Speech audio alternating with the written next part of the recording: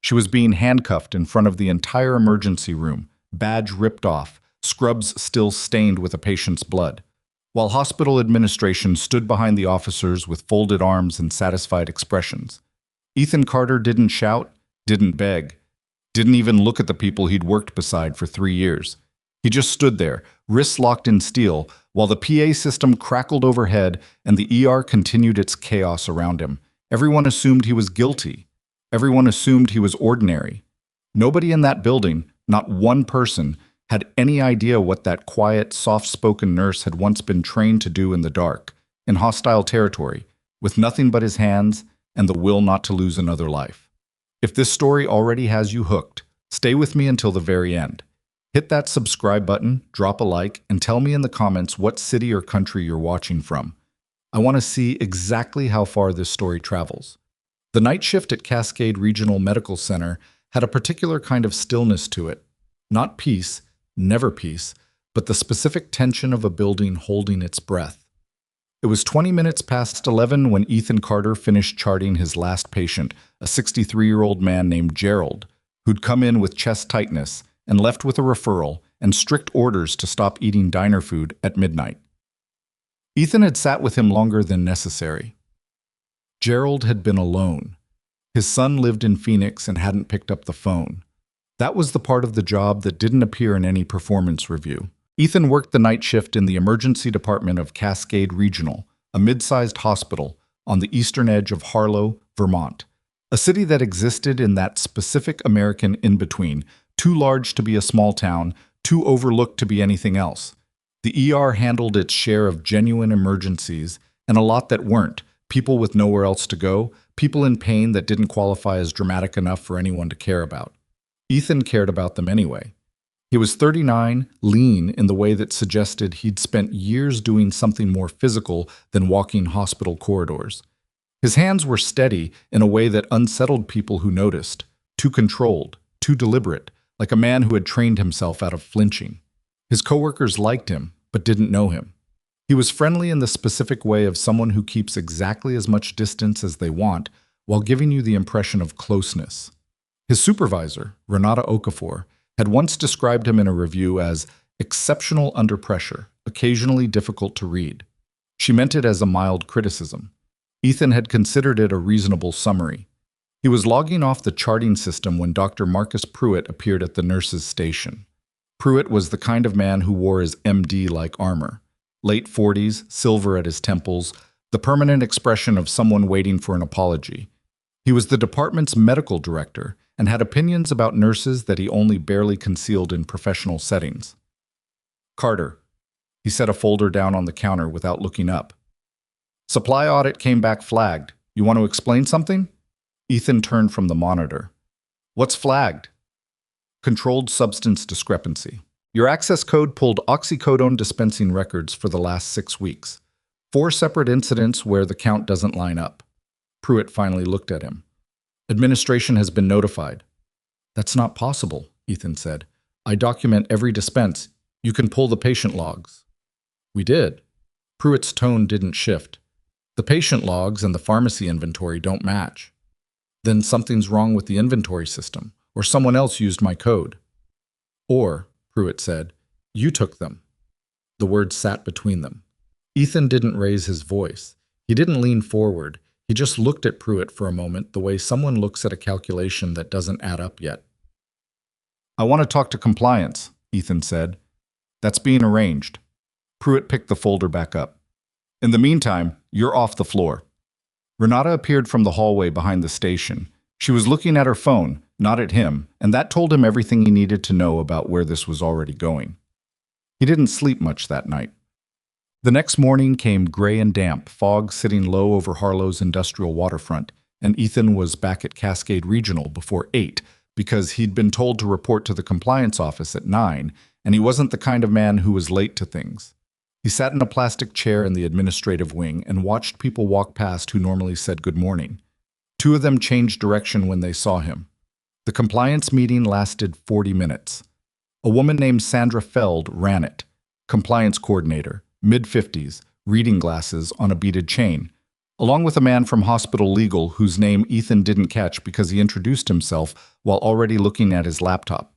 They showed him printouts, pharmacy records, dispense logs with his access code, patient charts that didn't match the totals. "Do you have an explanation for these discrepancies?" Sandra asked. "Not yet," Ethan said, "but I didn't take anything. Your code was used. Codes can be shared. Terminals get left open. I'm not the only person who's had access to that station." The legal man typed something. "Until this is resolved," Sandra said, "we're placing you on administrative suspension with pay. You'll need to surrender your badge." Ethan put his badge on the table. He didn't throw it. He set it down like it had weight. He was walking out of the administrative wing when he ran into Dale Hutchins, one of the other night shift nurses, a big guy, loud laugh, the kind of person who forwarded group texts and organized birthday collections. Dale looked at him and said, "Damn, man, I didn't think you were the type." "I'm not," Ethan said. Dale shrugged with one shoulder and kept walking. By that afternoon, the story had mutated through the hospital the way stories do, gaining detail with every retelling, each version slightly more damning than the last. By 3 o'clock, Ethan had heard from a former coworker that the rumor had him stealing not just oxycodone but fentanyl patches, reselling them off-site, running a side operation. By 5 o'clock, the rumor included a gambling debt. Neither of those things was true, but the truth had already lost the race. He drove home and sat at his kitchen table for a while without turning on a light. His apartment was spare, not bare. There were books, a decent coffee setup, one framed photograph on the shelf near the window, but spare in the way of a person who had learned not to accumulate things that would need to be moved on short notice.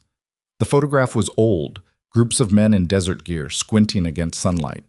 Ethan was in it, younger, in the back row, not smiling, but not smiling either, the expression of someone who had stopped performing feelings for cameras. He called no one that night. There wasn't really anyone to call. The hospital's internal investigation moved quickly, faster, Ethan would think later, than any legitimate investigation should have. Within 48 hours, formal charges of drug diversion had been reported to the Vermont Board of Nursing. His license was flagged for review. A second meeting with compliance included a detective from the Harlow PD, a young officer named Trevino, who took notes carefully and asked reasonable questions in a careful voice. "Can you describe your daily protocol for controlled substance documentation?" Ethan described it. "And you're certain your access credentials weren't shared?" "Certain." "Were there any incidents in the past 6 weeks where your terminal was left unattended or your badge was out of your possession?" Ethan stopped. There had been one incident, 3 weeks ago. His badge had gone missing from his locker for about 4 hours before reappearing. He'd assumed he'd misplaced it, found it sitting on top of his bag when he came back from a break, dismissed it as his own mistake. He told Trevino that. Trevino wrote it down, but his expression didn't change, which told Ethan either the detective was very good or he'd already made up his mind. On day 4 of his suspension, 2 things happened in the same hour. The first was that his nursing license was formally suspended pending investigation by the state board. The second was that a patrol car, actually 2 patrol cars, pulled into the Cascade Regional parking lot while Ethan happened to be there to collect personal items from his locker, which he'd been told was permitted between 9 and 11 in the morning with a security escort. He was in the locker room with a hospital security officer named Phil, an older man who'd been friendly and awkward about the whole situation, when they heard the radio crackle. Phil stepped out.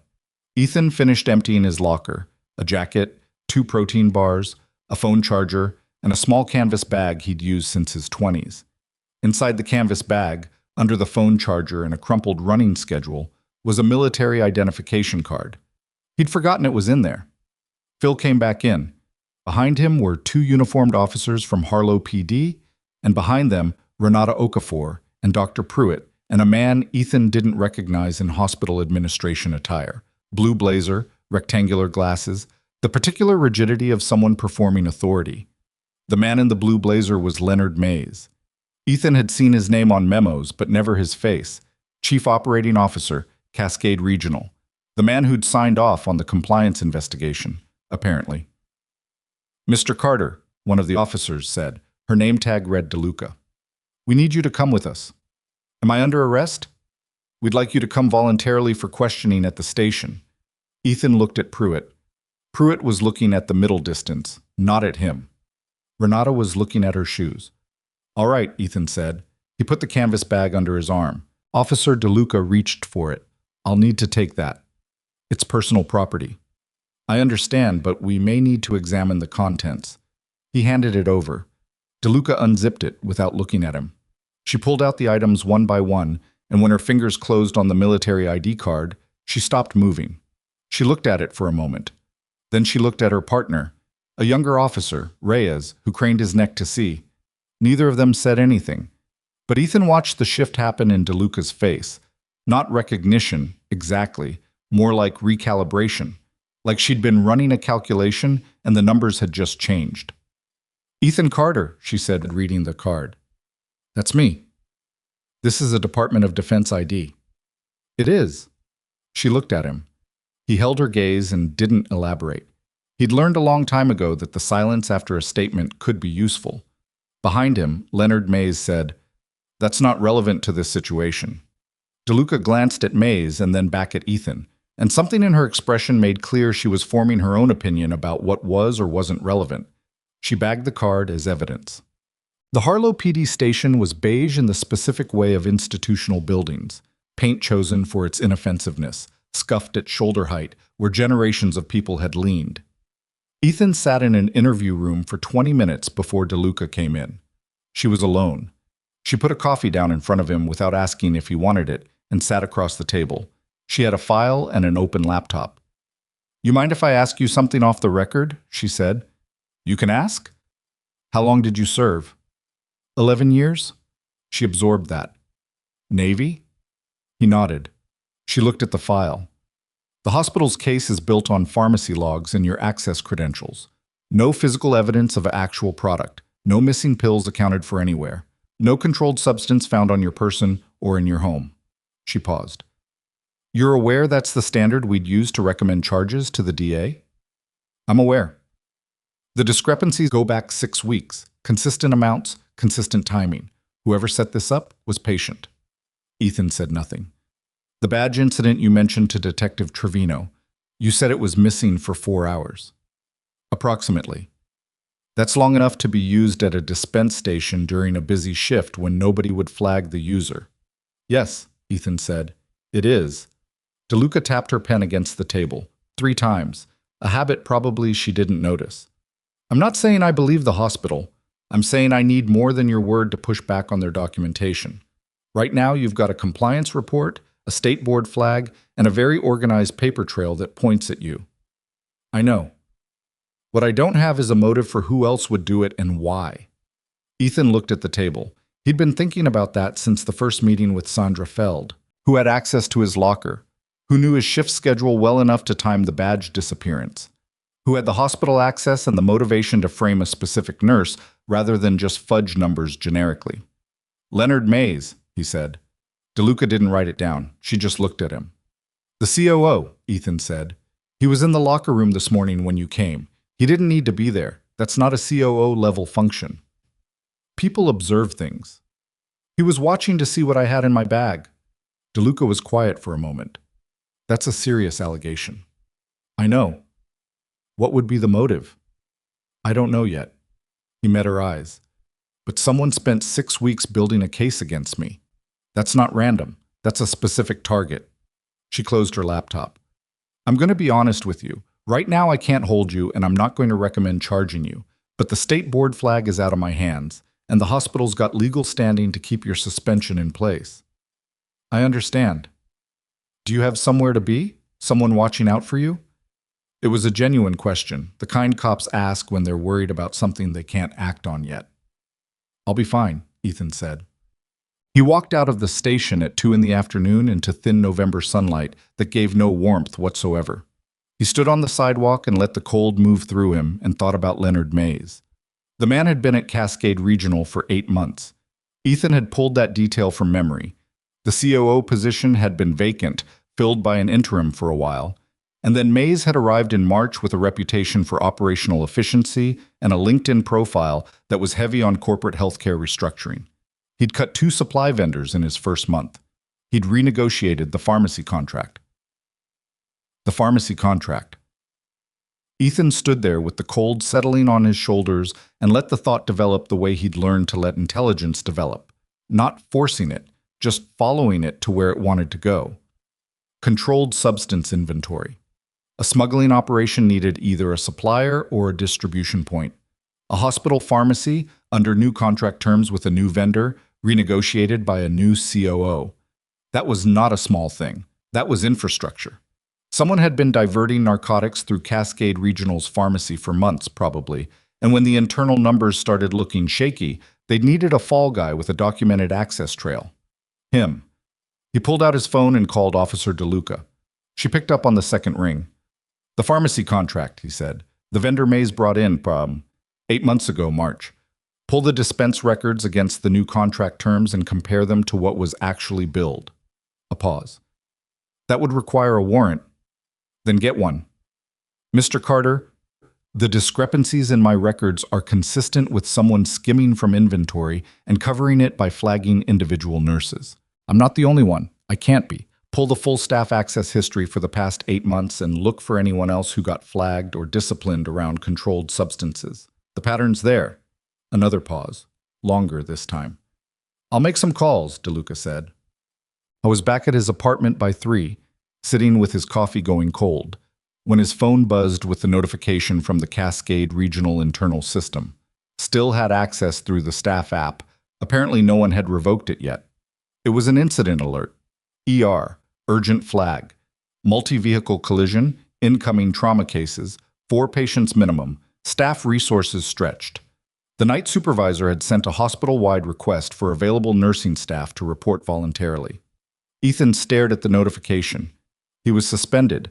His badge was in an evidence bag. He had no legal standing to walk onto that floor. He put his phone down. He picked it up again. 40 minutes later, he was in his car, driving toward Cascade Regional through the early dark of a Vermont November, telling himself he was going to wait in the parking lot in case the situation escalated and they needed someone who knew emergency triage to consult, which was rational, he told himself, and trying not to think about the fact that there was nothing rational about what he was doing. The ER bay had 3 ambulances pulled up when he arrived, back doors open, crews moving fast. He could see through the sliding glass of the ambulance entrance. Controlled chaos, the specific kind he recognized, where everything was moving quickly, but the people moving were still in control. He parked. He watched. The 4th ambulance arrived at 4:47 p.m. He heard the call before the doors opened. Pediatric, severe head trauma, 6 years old, deteriorating vitals. The crew's voices carrying that stripped-down urgency that meant they were out of time. The ER doors opened and he could hear, even from the parking lot, the immediate spike in voices. He was out of his car before he made a decision about it. The pediatric patient was a girl named, he heard it shouted by the paramedic, Rosie. 6 years old, thrown from the back seat. When the vehicle rolled, no booster seat, blunt force to the skull, pupils unequal. The resident working the trauma bay was Dr. Ewan, a 3rd year who was good but not experienced with severe pediatric head trauma. Ethan had worked with him for 2 years and knew his gaps. Ethan walked through the ambulance bay, and nobody stopped him because he walked like someone who was supposed to be there, which was a skill he'd had for a long time. He went directly to the trauma bay. Dr. Ewan looked up when he came in and said, "You're suspended." "I know," Ethan said. "What's her ICP reading?" "You can't be in here." "Is there anyone else in this bay right now who's managed a pediatric intracranial pressure emergency in a field context?" Ethan pulled on gloves without waiting for an answer. "Because if there is, tell them to step up and I'll leave." Nobody said anything. The girl's saturation was dropping. Ethan moved. He didn't think about the suspension or the pharmacy logs or Leonard Mays. He moved into the exact center of the crisis, the way he'd been trained to move, assessing, prioritizing, his hands already working before the analysis finished, and everything else fell away, the way it always had. "She needs a burr hole," he said to Ewan. "Right temporal now, before we lose the window." "Doe. That's a neurosurgery call. Neurosurgery is 20 minutes out. She doesn't have 20 minutes. He held the girl's chart in front of Ewan's face. "Look at the pressure. Look at her pupils. You know what that trajectory means." Ewan looked. His jaw tightened. "I can't authorize." "You don't have to authorize me. You have to decide what you're going to do in the next 3 minutes. Ethan set the chart. I'll assist. You make the call. The monitor alarm shifted. A different tone, sharper. Ewan said, someone get Dr. Fallon on the phone. Now, I need verbal authorization. And simultaneously reached for the surgical tray. They worked for 11 minutes. At the end of those 11 minutes, the little girl's pressure reading stabilized. Her saturation climbed, her pupils slowly evening out. The trauma bay was quiet in the specific way that happens after something almost went wrong and didn't. Ewan stood at the head of the gurney with his hands at his sides and looked at Ethan. How did you know how to do that? He said. Ethan pulled off his gloves. Practice, he said. He was heading for the door when Renata appeared in the hallway, and behind her, two people he didn't recognize. A man in his 60s in civilian clothes, but with a posture that wasn't civilian, and a woman in a gray suit with a federal ID clipped to her lapel. The man looked at Ethan the way people look at someone they recognize from a different context, from a file, or from a photograph taken in a different life. Ethan Carter, the man said. His voice had the particular flatness of someone who'd spent years giving orders in loud environments. Ethan stopped. Commander Brace, Ethan said. Retired Commander James Brace. Naval Special Warfare Command, Medical Operations. A man Ethan had not seen in 6 years, not since the debrief after his last deployment, not since the day he'd signed his discharge papers and driven away from a base in Virginia and not looked back. Brace looked at the trauma bay behind Ethan. Then he looked at Ethan. We need to talk, Brace said. And not here. The woman in the gray suit was watching Ethan with an expression that wasn't quite professional neutrality. There was something else in it, recognition maybe. The look of someone who had been briefed and was now seeing the briefing confirmed. Behind him, the monitor beeped steady and calm. Down the hall, Leonard Mays was walking toward the nursing station with a phone pressed to his ear, not yet seeing the group at the end of the corridor, not yet knowing that the man he'd spent 6 weeks trying to destroy had just saved a child's life 30 feet from where he stood, and not yet knowing that the people standing at the end of that hallway had not come to Harlow, Vermont, for the controlled substance case. They had come for something much larger. And the clock on whatever Leonard Mays thought he was protected by had just quietly, without announcement, run out. Brace didn't wait for agreement. He turned toward a supply corridor that Ethan knew connected to a secondary conference room used for shift handoffs. Brace moved through the hospital like he'd already reviewed its layout, which probably he had, and Ethan followed because the alternative was standing in a hallway while Leonard Mays walked closer, and the woman in the gray suit watched him with that particular expression of someone holding a file that hadn't been opened yet. The conference room was small and smelled like old coffee and dry erase marker. Brace closed the door. The woman in the gray suit stood near the window with her arms at her sides and didn't sit down. This is Special Agent Dana Kowalski, Brace said. DEA, she's been working a case that intersects with your situation. Ethan looked at Kowalski. How long have you been in Harlow? 3 weeks, she said. That landed. 3 weeks meant she'd been here before the formal suspension, before the compliance meeting, before any of this became visible from the outside, which meant the DEA hadn't come because of what happened to Ethan. They'd come for something running underneath it. The pharmacy contract, Ethan said. Kowalski's expression shifted. Not surprised, something closer to confirmation. What do you know about it? New vendor, renegotiated in March by Leonard Mays. 8 months of dispense records that probably don't match actual inventory, and a pattern of individual staff getting flagged for discrepancies that exist to explain the missing product. He paused. I told Officer DeLuca this afternoon. I know, she called us. Kowalski pulled a chair out and sat down, which felt like a decision. The vendor Mays brought in is a company called Vantage Med Supply. They operate legitimate pharmaceutical distribution in 5 states. They're also a known secondary channel for fentanyl analog diversion. We've been tracking them for 14 months. She set a thin folder on the table but didn't open it. Cascade Regional is one of 3 hospital accounts they acquired in the past year. The other 2 had similar internal irregularities. In both cases, a staff member was identified as a likely source of the discrepancies, and the investigation went nowhere because the hospital administration controlled the documentation. Mays controlled the documentation here, Ethan said. Yes. And he needed someone to carry the blame before your investigation surfaced anything.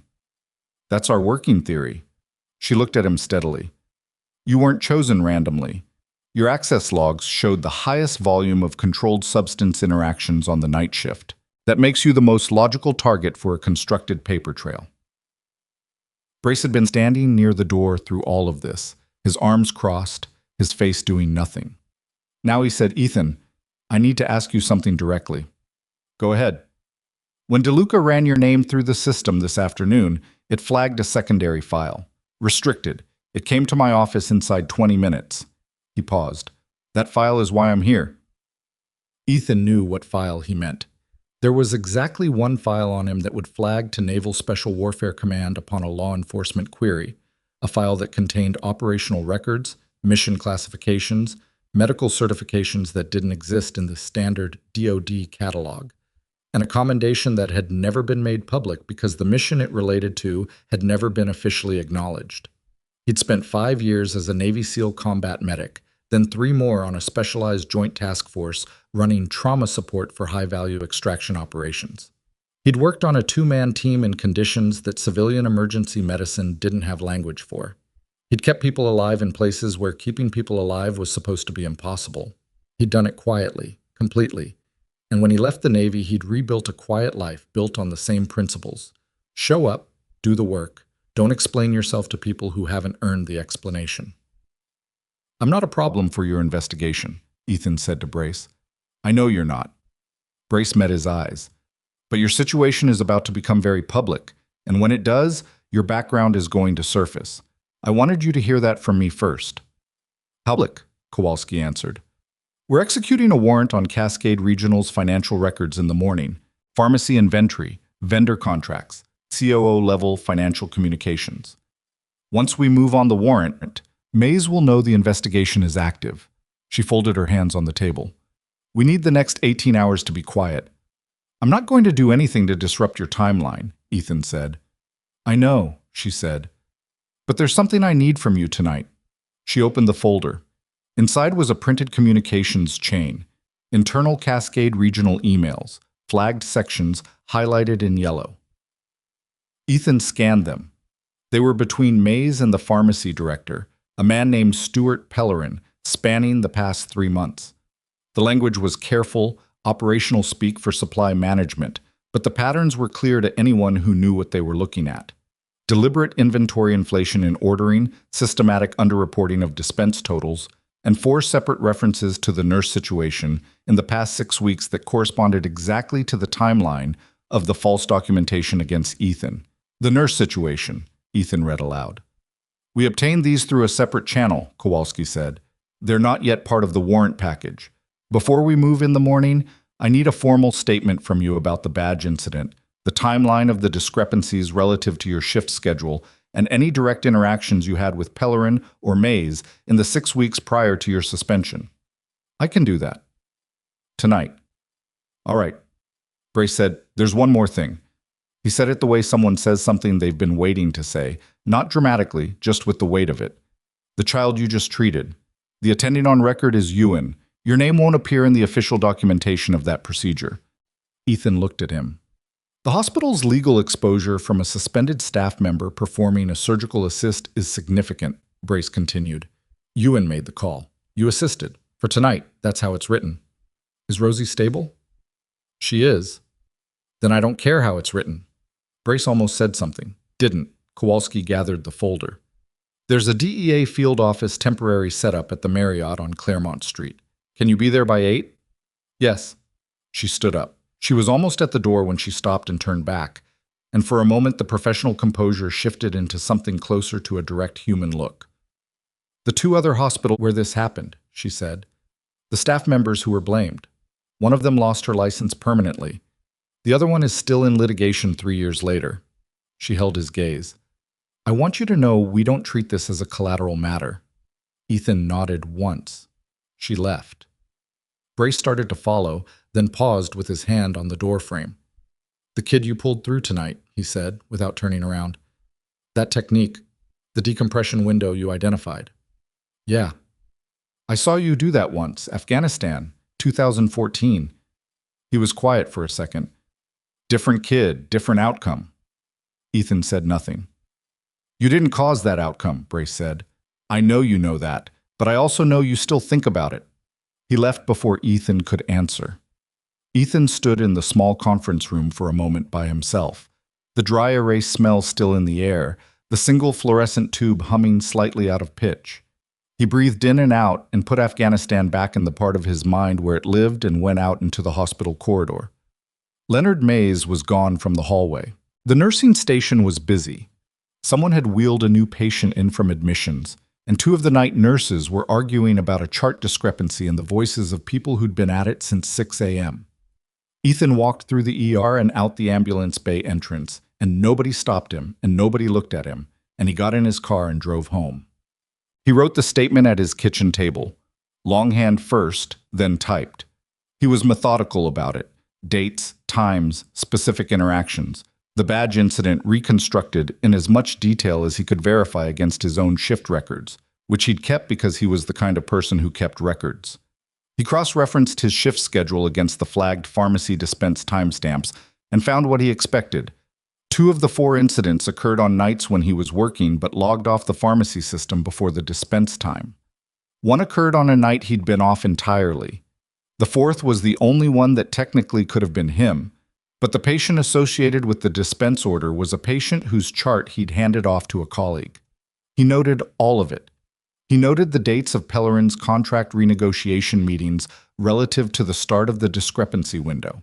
He noted the single conversation he'd had with Leonard Mays in his 6 months at Cascade Regional, a hospital-wide meeting in July, where Mays had presented efficiency benchmarks, and Ethan had asked, in front of about 40 people, why the new pharmacy vendor's pricing model flagged a 15% markup on the most commonly diverted analgesics relative to the previous contract. Mays had said it was a premium for reliability. Ethan had written the question down, which was also in his notes from that meeting, which he still had on his phone. He photographed every page of his handwritten notes and emailed them to himself and to Kowalski's number, which she'd given him before she left. And then he sat back and finished his cold coffee and thought about the fact that he'd asked that question in front of 40 people, and Mays had heard it and seen his face and probably, at that moment, decided which specific nurse was going to be the fall guy for the thing Mays needed covered. It was a strange thing to realize, that a single honest question in a staff meeting had pointed a gun at him. He didn't sleep much again, but this time it wasn't anxiety keeping him up. It was the particular alertness of someone who knows the terrain has shifted and needs to hold the map in their head until morning. I was at the Marriott on Claremont Street at 7:52. Kowalski had a conference room set up with 2 other agents. He didn't catch the names of a laptop, a printer, and enough coffee to suggest they'd been there since before dawn. She took his statement and his photographs and asked follow-up questions for 90 minutes. One of the other agents sat with a transcript running on the laptop. The second agent didn't speak but wrote things down. At one point, Kowalski asked, "The question you asked at the July meeting, about the markup on the analgesics, was that informed by any suspicion about the vendor, or was it routine?" "Routine," Ethan said. "I track pricing discrepancies as a habit. I do it with patient supplies too. Hospitals waste a lot of money on contract terms that nobody reads carefully. Where does that habit come from?" He looked at her. "Field medicine. When your supply chain can fail at any moment, you learn to know exactly what you have and what it costs you to use it." She nodded and wrote something down. The warrant execution at Cascade Regional began at 9:15. Ethan wasn't there for it, but Kowalski's phone started vibrating at 9:17 and at 9:22.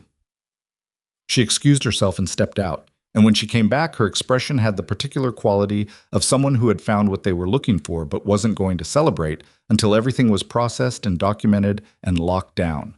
She didn't tell him what they'd found. She didn't need to. By noon, Harlow was having a strange day. The squad cars outside Cascade Regional's administrative wing were visible from the street, which meant the local news station had a camera there by 12:30. By 1 p.m., the hospital had issued a brief statement about an ongoing cooperation with a federal investigation that answered nothing. The staff inside the building were texting each other in real time, rumors moving faster than the facts.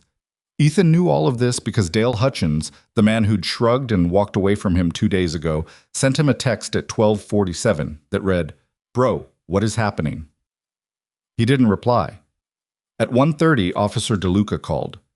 The warrant turned up financial communications between Mays and Pellerin going back 18 months, she said. She sounded like someone who'd been awake since 5.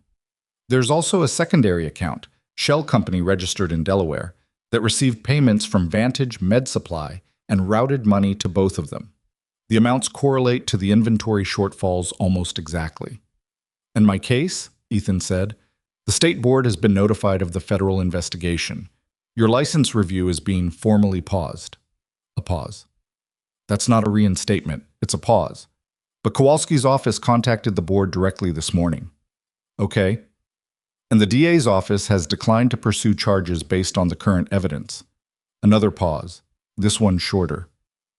Ethan, I owe you something. You don't. I was slower than I should have been when you told me about the badge. I treated it as a detail rather than a lead. You needed more than my word, he said. That was reasonable. She was quiet for a second. You've been through this before, haven't you? People not taking you at your word. He didn't answer that. The DEA is going to move on Mays and Pellerin this afternoon, she said. When that happens, things are going to get loud. I know. Is there anything you need before that happens? He thought about it genuinely. No, he said. I'm okay. After he hung up, he stood in his apartment for a while and looked out the window at the gray November street, the bare trees, a woman walking a dog that was trying to investigate every square inch of sidewalk. Normal things.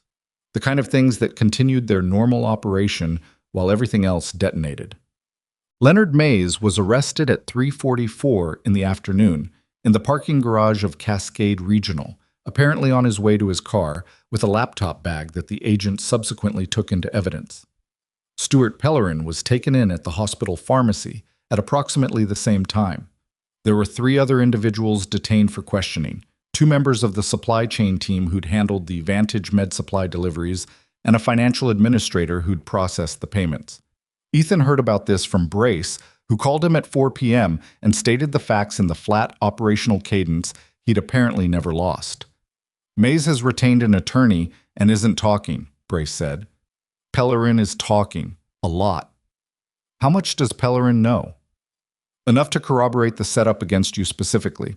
According to his preliminary statement, Mays identified you as the target after the July staff meeting. The badge access was Pellerin's idea. He managed the locker room key access through the pharmacy team's supply rounds, which gave him proximity. Brace let that sit for a second. He also stated Mays told him you'd be easy to discredit because you kept to yourself and didn't have anyone in the department who'd fight for you. Ethan absorbed that. The specific cruelty of it. Not that they'd targeted someone vulnerable, but that they'd accurately assessed his isolation as a strategic advantage over him. That's useful information, Ethan said. I thought you might see it that way. Did he say anything about the other flags? Other staff members who'd been set up before me? That's part of what they're working through with him now. Brace's voice was level, but there was something underneath it. The particular evenness of someone who is angry and has decided not to perform the anger. The woman in Springfield, the one who lost her license. Her name is Monica Aldred. She was a pharmacy tech at the hospital Vantage targeted before Cascade. Ethan made a note of the name. Kowalski's team is reaching out to her, Brace said. Pellerin's statement may support a motion to reopen her case. After the call ended, Ethan sat with the name Monica Aldred for a while. He didn't know her. She didn't know him. But they'd been pulled into the same machine through the same mechanism, and she'd come out the other side with her career destroyed and 3 years of litigation, and he'd come out with a license pause and a federal case that was breaking in the right direction. The difference being that he'd had the specific history that made a retired military commander show up in a hospital corridor within 24 hours of his name hitting a flagged system. She hadn't had that. He wasn't sure how to feel about that distinction. He wasn't sure there was a clean feeling available. He put on his running shoes and ran 4 miles in the November cold because there was nothing else useful to do with his body in the next few hours, and motion had always served him better than stillness when the situation was out of his hands. When he got back, there was a voicemail from a number he didn't recognize. He almost didn't listen to it. The voice on the message was a woman's, slightly formal, a little tired. Mr. Carter, my name is Valerie Odom. I'm the Chief Medical Officer at Cascade Regional. I'd like to speak with you at your convenience. Not about the investigation, About last night? About Rosie Nakamura? A pause. She's asking about the man who helped her doctors, and her parents have some questions that I'm not sure I'm qualified to answer alone. I'd appreciate a call when you can. Ethan stood in his hallway with his running shoes still on and replayed the message. Rosie Nakamura, 6 years old. He hadn't known her last name. He called the number back. Valerie Odom picked up on the first ring, which suggested she'd been waiting for it. "Thank you for calling," she said. "How is she?" "Stable. Better than stable, actually. Her neurology team is calling it the best possible outcome given the presentation." A short pause. "They're also asking how the decompression timing was identified as quickly as it was. Dr. Yuen gave me an account of what happened, and I've read it, and I have to be honest with you, I've been a physician for 22 years, and I've never seen that window caught that early. It was a judgment call. It was a correct judgment call made by a person who shouldn't have been in that building," she said. Not accusingly, factually. "I've read your personnel file. I've also, since this morning, read what Commander Brace provided to our legal team regarding your service record." Ethan said nothing. "I want to meet with you," she said. "In person. Tomorrow morning, if possible." "About what specifically?" "About several things." Her voice had the quality of someone choosing their words carefully. "The investigation, your suspension, what happened last night." She stopped. Then, "And about the fact that this hospital appears to have spent the last 6 weeks treating someone as a criminal who has more relevant training than anyone on our trauma team." The last part came out a little rougher than the rest, like she'd been holding it and decided to put it down. "What time?" Ethan said. 8 o'clock, my office." "I'll be there." He hung up. He stood in the hallway for another moment. Outside, a truck went by on the street, its headlights dragging across the ceiling through the window. He thought about Rosie Nakamura asking about the man who helped her doctors. He thought about Monica Aldred, who had lost her license permanently and whose name he'd just written in his notes. He thought about Brace standing in a doorway saying different outcome in a flat voice that held everything he wasn't saying. His phone buzzed. It was a text from a number he didn't recognize, no name, no header. It read, "Don't go to that meeting tomorrow. The CMO isn't who you think she is." Ethan stared at the message for a long time. He read it again. He put the phone face down on the table and thought carefully about the specific kind of person who sends an anonymous warning to a man who has spent the last 6 days being slowly dismantled. Whether that person is someone trying to protect him, someone trying to isolate him further, or something in between. And the only conclusion he could reach was that tomorrow morning's meeting was now considerably more complicated than it had appeared 30 seconds ago. He didn't sleep on it.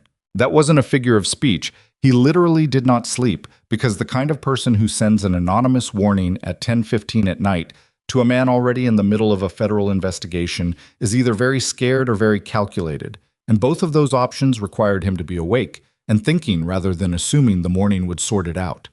He ran the possibilities the way he'd been trained to run threat assessments. Not catastrophizing, just mapping. Valerie Odom had called him 40 minutes before the text arrived. Either the text sender knew about the call, which meant they had proximity to someone at the hospital, or to Odom's office specifically, or the timing was coincidental, which seemed unlikely given that the text referenced the meeting directly. Don't go to that meeting tomorrow. Not a general warning, a specific one. The second variable was the claim itself. The CMO isn't who you think she is. That was vague enough to mean anything. Corrupt, compromised, connected to Mays, working for the other side of whatever this was. Or it was a deliberate move to keep him away from a meeting that would actually help him, made by someone who benefited from his continued isolation. He thought about what Pellerin had said, as relayed by Brace. Mays told him you'd be easy to discredit because you kept to yourself and didn't have anyone in the department who'd fight for you.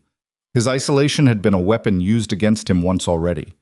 Whoever sent that text might be trying to use it again. Keep him away from the one person in Cascade Regional Administration who seemed to be approaching him as something other than a liability. At midnight, he called Brace. Brace picked up, which told Ethan that Brace was also not sleeping. He read the text aloud. Brace was quiet for 4 seconds. Forward it to Kowalski.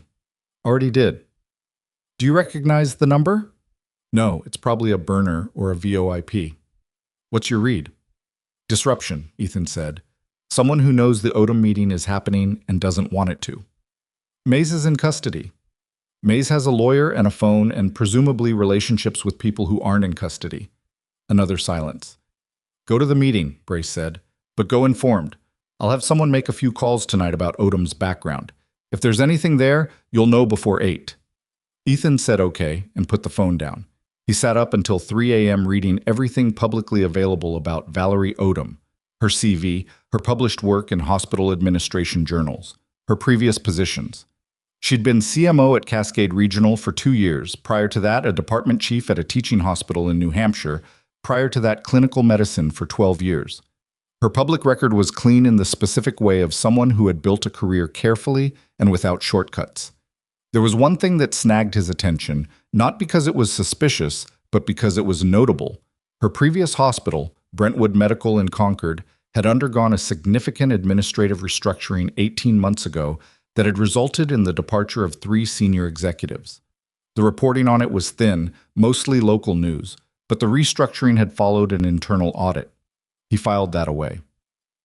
At 6:30 he showered, made coffee that he actually drank while it was still hot for once, and at 7:10 his phone rang with a number he recognized as Brace's.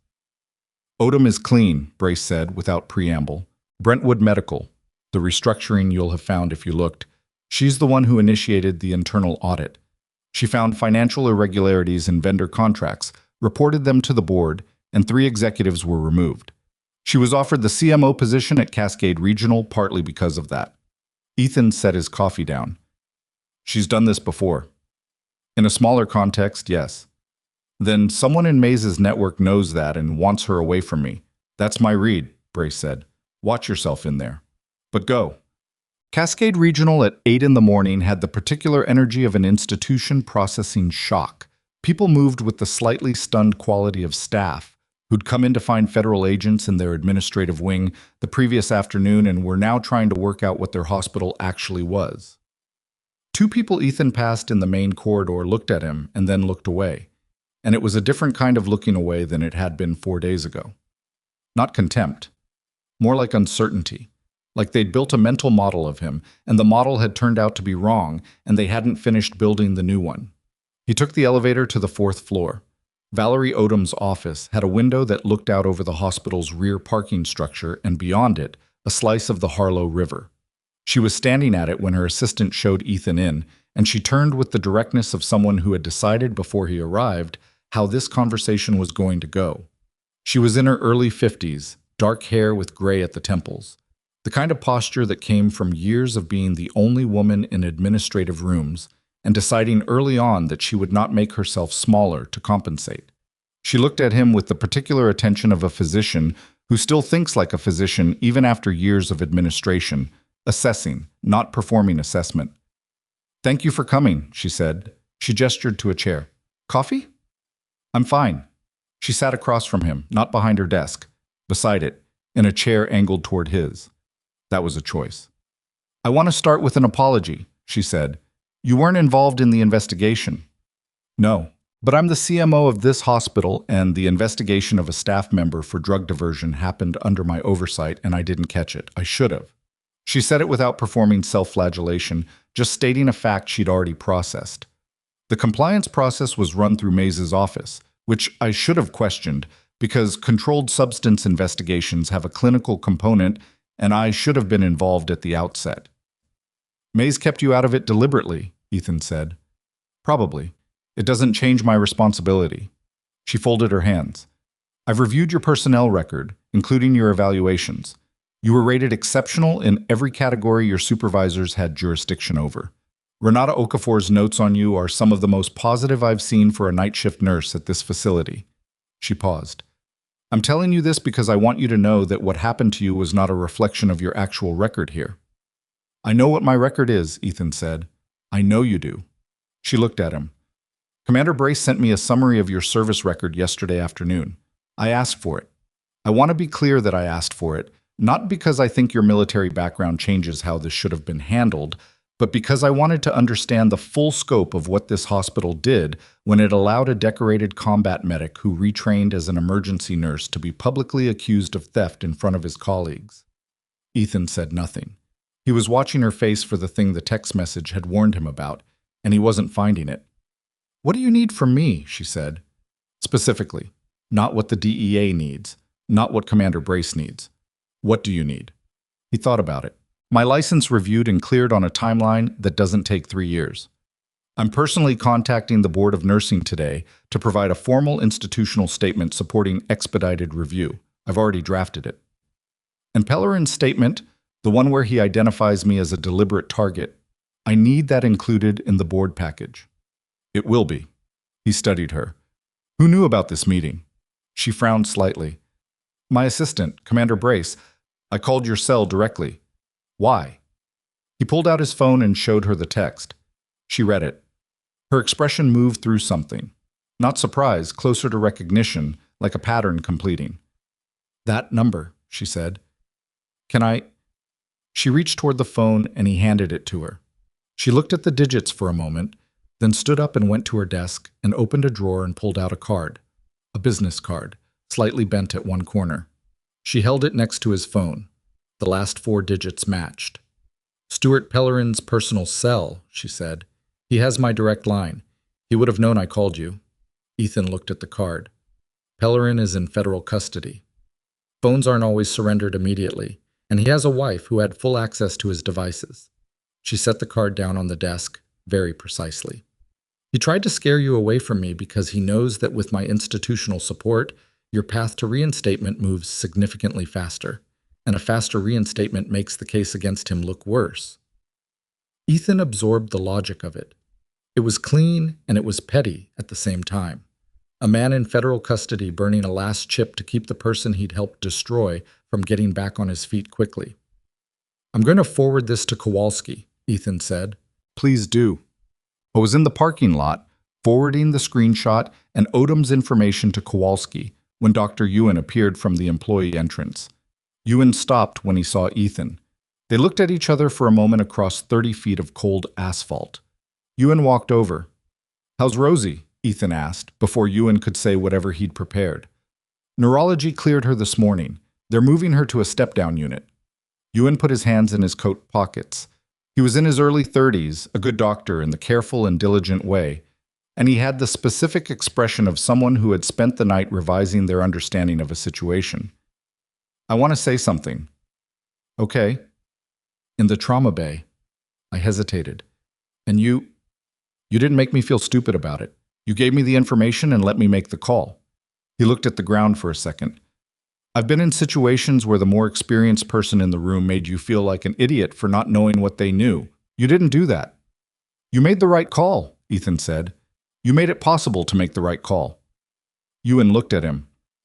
I don't know everything that's happening with the investigation, but I know what I saw in that room. If there's a statement I can give, for your board review, for whatever, I want to. Talk to CMO Odom, Ethan said. She's putting a package together. Ewan nodded. He started back toward the entrance, then stopped. The technique, the temporal decompression timing, I looked it up last night. There's almost no civilian protocol for catching that window that early. Where does it come from? Military field medicine, Ethan said. You adapt to what you have access to. Ewan nodded slowly. He went inside. Kowalski called at 11. Pellerin's wife surrendered his phones this morning as part of the expanded warrant, she said. The text to Ethan was already in their possession. They'd forwarded screenshot, and the VoIP trace had led back to a secondary device registered to Pellerin's home address. He's going to have additional obstruction considerations on top of everything else. What's the status of the main case? The financial forensics team finished a preliminary review of Vantage Med Supply's accounts relative to the Cascade Regional contract. The diversion amounts are significantly larger than what showed in your dispensing records. She paused, the specific pause of someone deciding how much to share. We're talking about approximately $2.3 million in diverted controlled substance value over 18 months, distributed across 3 hospital accounts. Cascade Regional accounts for roughly $900,000 of that. Ethan was quiet for a moment. And the people they framed at the other hospitals. Monica Aldred's case is being reviewed. Pellerin has confirmed the mechanism used against her was similar to yours. Badge access, falsified logs, a target selected for isolation and lack of institutional support. Kowalski's voice was careful and dry. The second individual is a pharmacist named Theodore Garza in Rutland. He accepted a negotiated settlement 3 years ago and signed a confidentiality agreement. We're working on whether that agreement can be set aside given the criminal context. His settlement came from hospital funds? Yes. Which means the hospital bought his silence with money that probably originated from the same operation. That's the current theory, yes. It was a machine, not a conspiracy in the dramatic sense. No single meeting where everyone shook hands and agreed to ruin people, but a machine with parts that fit together, each one serving the function of protecting the revenue stream, the vendor contract to create the diversion channel, the COO to manage the documentation, the pharmacy director to execute the logistics, and a ready-made blame structure to absorb any inquiry that got too close. People weren't an afterthought. They were load-bearing parts of the structure. Ethan, Kowalski said. Yeah. Your license review. Odom called the board this morning. They've assigned an expedited examiner. Based on Pellerin's statement and the documentation we're providing, our expectation is a cleared status within 30 to 45 days. He let out a breath he hadn't been aware of holding. That's the best-case timeline, she added. Boards don't always move at the speed we'd like. I know, he said. Thank you. After the call, he sat in his car for a while, not thinking about anything specific, just sitting with the specific exhaustion of a situation that had been acute for 6 days and was now transitioning into the long work of resolution, which was always in some ways harder than the acute phase. Less clear, less adrenaline, more just waiting for institutions to do their slow work. At 2 in the afternoon, his phone rang with a number he recognized, the Harlow PD main line. It wasn't DeLuca. It was a detective named Summer, older voice, clipped manner. Mr. Carter, we need you to come in. There's been a development in the case. What kind of development? I'd rather discuss it in person. That was never a comfortable sentence. He drove to the station. Summer met him in the lobby. 50s, gray mustache, the deliberate manner of a man who had spent decades not rushing things. He brought Ethan to an interview room that was different from the one he'd been in with DeLuca, smaller, warmer, which was either incidental or a choice. Mays gave the statement this morning, Summer said. I thought he wasn't talking. He changed his mind. His attorney negotiated a proffer agreement. Summer put a folder on the table but didn't open it. In his statement, Mays claims that the diversion operation was not his design. He claims he was recruited into it 14 months ago by a Vantage Med Supply regional director named Paul Theron, who approached him before he accepted the COO position at Cascade Regional. According to Mays, the position itself was engineered. Vantage had a relationship with 2 members of the hospital board who influenced the hire. Ethan looked at the folder. 2 board members, he said. Yes. At Cascade Regional. Yes. The machine had more parts than Kowalski's team had found yet. The COO hadn't been brought in to run the hospital. He'd been installed to run the operation. Who are the board members? Ethan asked. That's currently part of an ongoing... I'm asking because I work at this hospital, Ethan said. Or I did. I need to know if the people who voted to suspend me were part of the structure that built the case against me. Summer looked at him for a moment with the careful expression of someone weighing disclosure against protocol. The names haven't been confirmed and I can't share them in this context, he said. What I can tell you is that Kowalski's team is aware of the allegation and it's being incorporated into the federal investigation. Ethan nodded. There's one more thing in Mays' statement, Summer said. He opened the folder and pushed a single printed page across the table. He claims that when the DEA investigation started showing proximity to Cascade Regional, that was approximately 5 weeks ago. Theron instructed him to accelerate the identification and documentation of a scapegoat. The timing was deliberately moved up to create a distraction layer. 5 weeks ago. That was 1 week before Ethan's badge had gone missing from his locker. They weren't just protecting revenue, Ethan said. They were protecting from the DEA specifically. They knew Kowalski was getting close. That's consistent with Mays' statement, yes. Which means they knew the DEA was investigating Vantage, which means someone told them.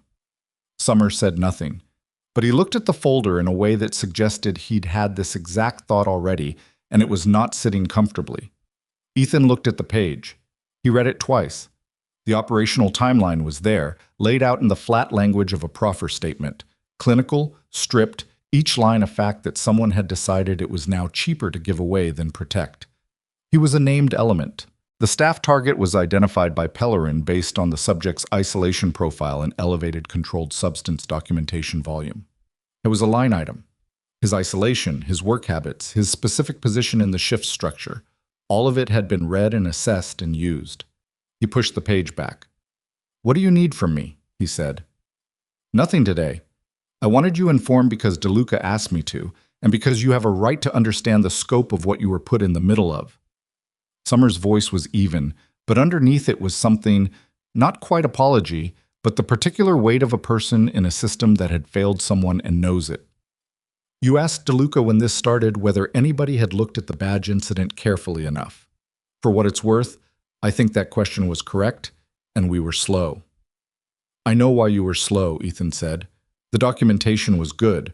They built it to hold up to a standard review. That's charitable. It's accurate." He drove home through the afternoon gray, the river visible briefly from the bridge over the Harlow waterfront, flat and dark under cloud cover. He took the longer route without deciding to, past the hospital, noting that the DEA vehicles were still in the administrative parking area, one marked unit still at the main entrance. Inside that building, somewhere, was Stuart Pellerin talking to federal agents about what he'd done and who had told him to do it. Inside that building was Rosie Nakamura in a step-down unit, being moved from critical care to something closer to recovery. Both things were true at the same time. He was almost home when his phone buzzed on the passenger seat. He didn't look at it until he'd parked. It was a text from Brace. "Theron is in wind. DEA lost him this morning. Last confirmed location, Logan Airport, Boston, 0630. Ethan read it twice. Paul Theron, the Vantage Med Supply regional director who had recruited Mays, who had orchestrated the hospital board placements, who had told Mays 5 weeks ago to accelerate the frame against a specific nurse, had been at Logan Airport at 6:30 in the morning, which was 3 hours before Mays gave his proffer statement, which meant someone had warned Theron that Mays was going to talk. Someone with access to what Mays' attorney was doing at 6 in the morning. Ethan sat in his parked car and ran the implications forward with the same methodical attention he'd applied to threat assessments in conditions that had actual physical stakes, and reached the conclusion that Paul Theron leaving the country didn't end the case against Mays and Pellerin, and didn't undo the evidence against the board members. But it meant the top of the structure had just removed itself, and any remaining parts of the network that Theron had direct relationships with would now either surface to cut deals or go quiet. And someone inside the Harlow legal system, or inside the DEA's operational perimeter, or inside Mays' attorney's office, had made a call before dawn to protect that. He called Brace back. "Kowalski knows," Brace said before Ethan could speak. "She's been in contact with Boston field office. Theron had a ticket to Montreal, connecting to Frankfurt. He's already gone. Probable. The Montreal flight departed at 9:15. "The leak," Ethan said. "That's the question."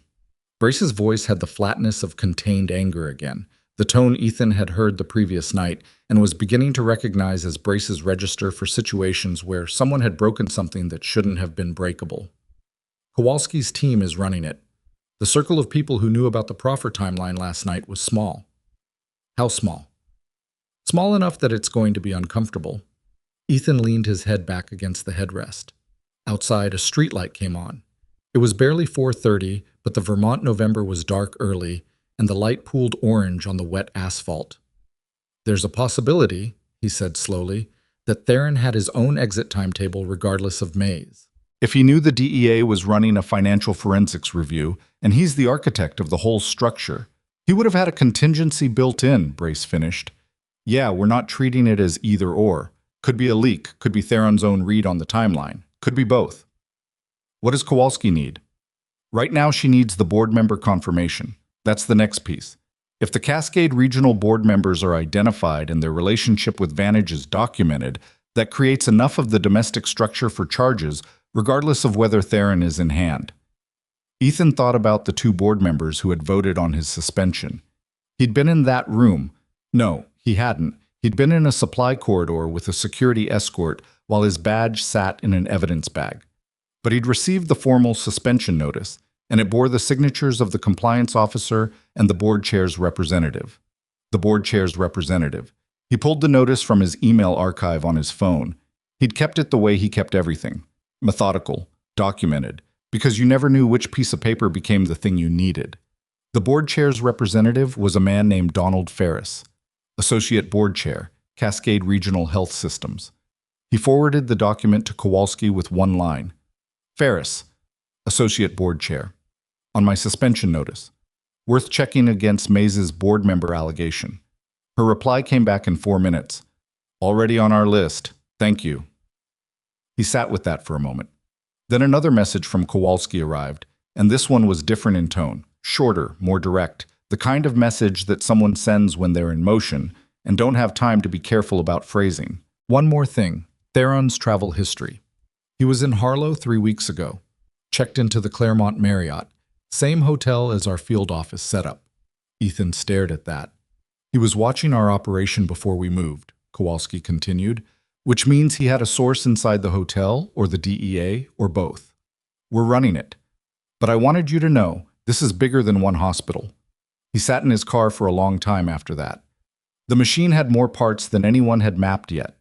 Theron was somewhere over the Atlantic, or already in Frankfurt, or already somewhere else that Frankfurt connected to, and the investigation that was supposed to be closing around a hospital drug diversion scheme had just revealed a layer underneath that none of them had fully seen yet. And somewhere in Harlow, in a room that Ethan didn't know about yet, someone who had helped Paul Theron get to Logan Airport before dawn was still in place, still functioning, still connected to something that had been running for longer than 14 months and spanning more than 3 hospitals in Vermont. His phone buzzed again. Not Kowalski. Not Brace. The number was a Cascade Regional Internal Extension, the ER floor line. He knew that extension. He'd called it 100 times from the parking lot when he was running late or needed to check on a patient before clocking in. He picked up.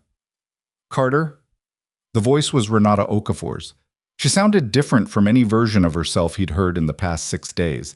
Not the careful professional distance of the suspension meeting, not the shoe-gazing avoidance of the locker room. She sounded scared. I need to tell you something, and I need you to not say my name to anyone until I figure out what to do. He straightened in his seat.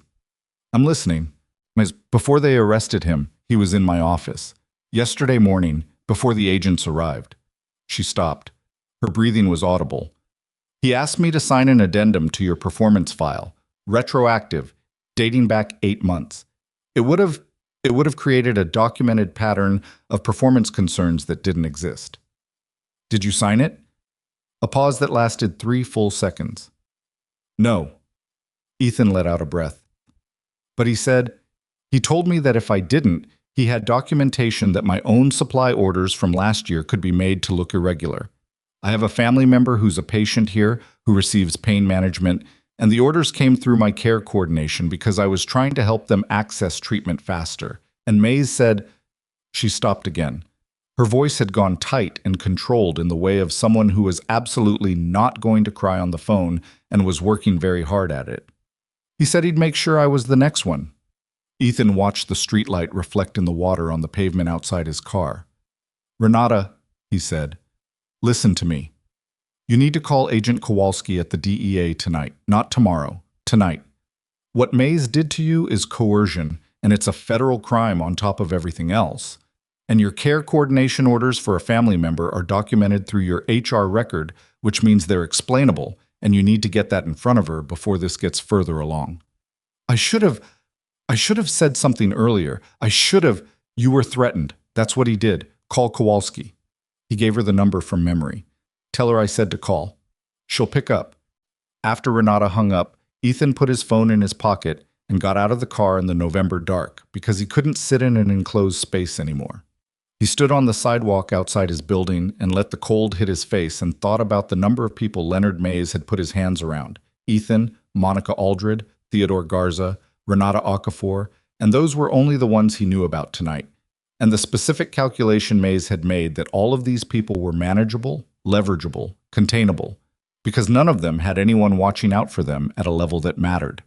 He'd been wrong about Ethan because of a military ID card in a canvas bag that nobody had expected to find.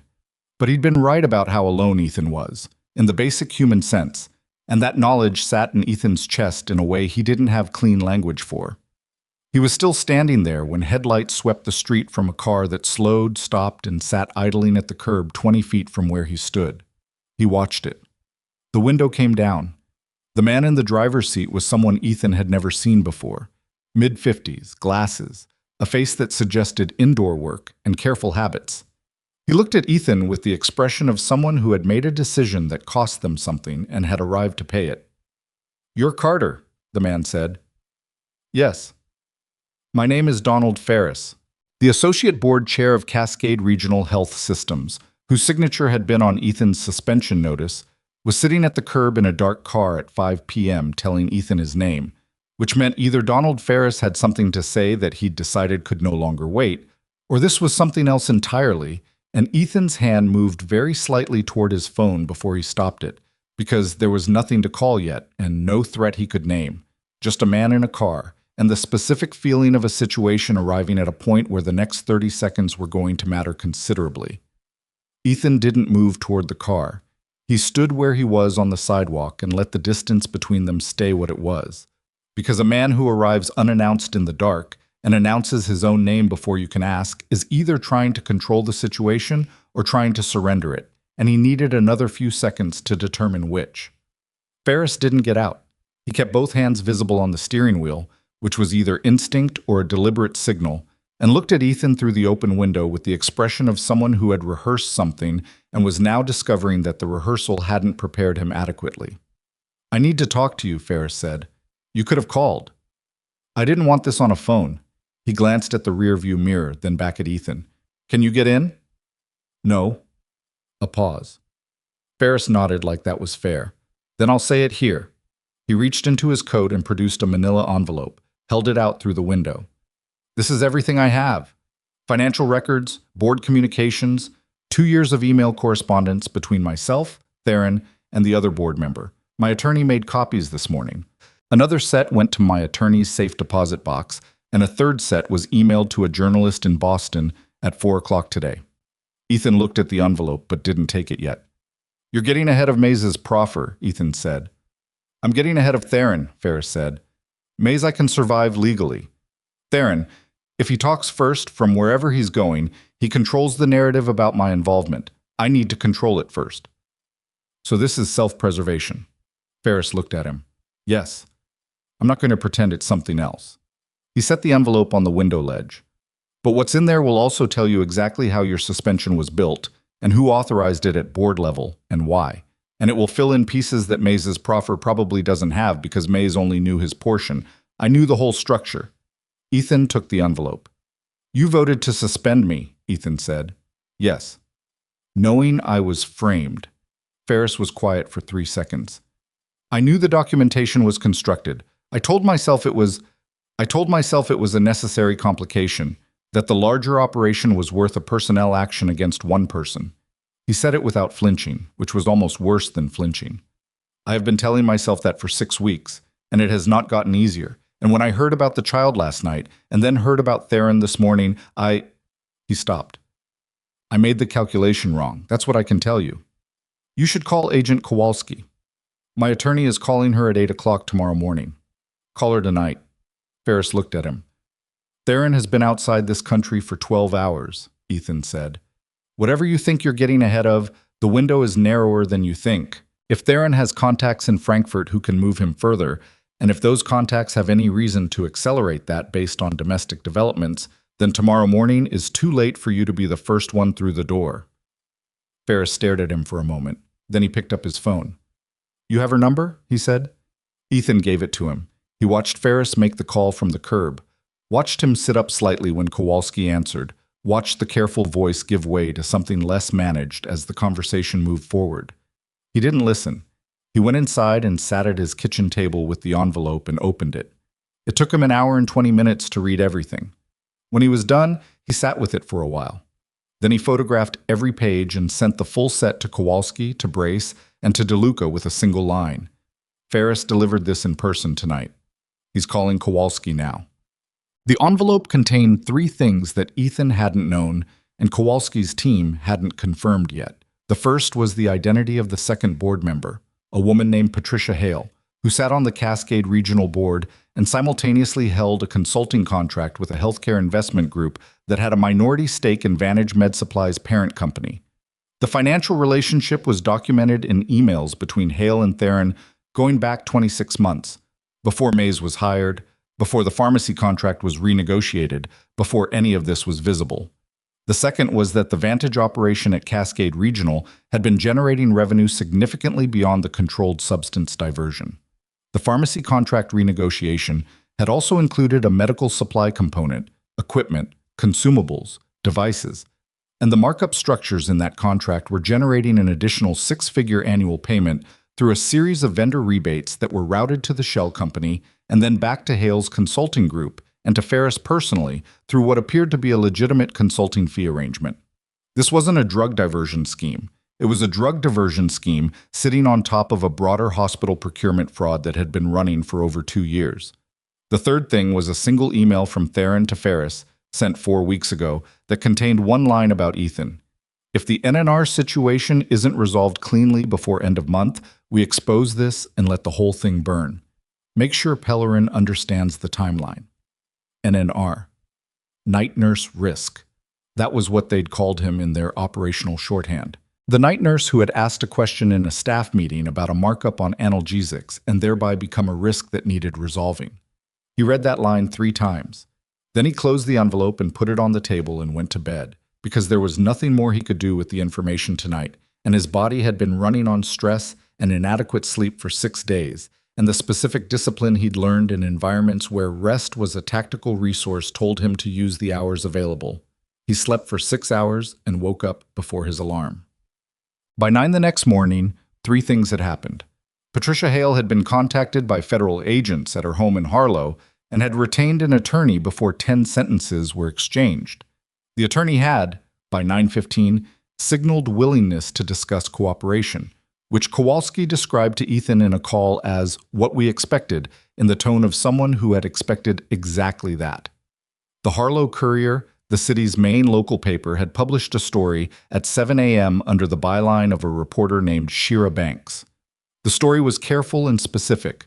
Federal investigation into procurement fraud at Cascade Regional Medical Center, 2 senior executives arrested, board members under investigation, a pharmacy vendor contract at the center of a diversion scheme.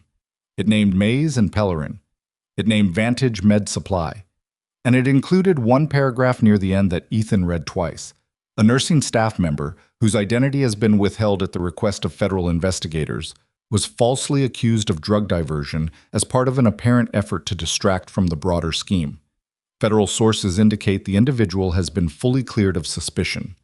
Fully cleared was ahead of the official board timeline, but the journalist wasn't wrong about the substance of it. The third thing was that Brace called at 8:45 to tell Ethan that Interpol had been notified of Theron's travel and that German federal police had been contacted through the standard mutual assistance channel.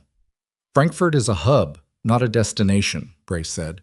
Our read is he's going further east, but he used his real passport, which means either he's confident he won't be flagged or he moved fast enough that he didn't have time to go to his contingency documents. Or both, Ethan said. Or both, Brace agreed. At 10:30, Valerie Odom called. I need you to come in, she said, and I want to be clear that this is not a legal or administrative matter. I'd like to introduce you to someone. He drove to Cascade Regional. It was his 3rd time at the hospital in 4 days while suspended, which said something about either the chaos of the situation or his own gravitational pull toward the building. Odom met him in the lobby rather than making him navigate the administrative floor, which was a small courtesy that he noticed. She walked him to the elevator without explanation.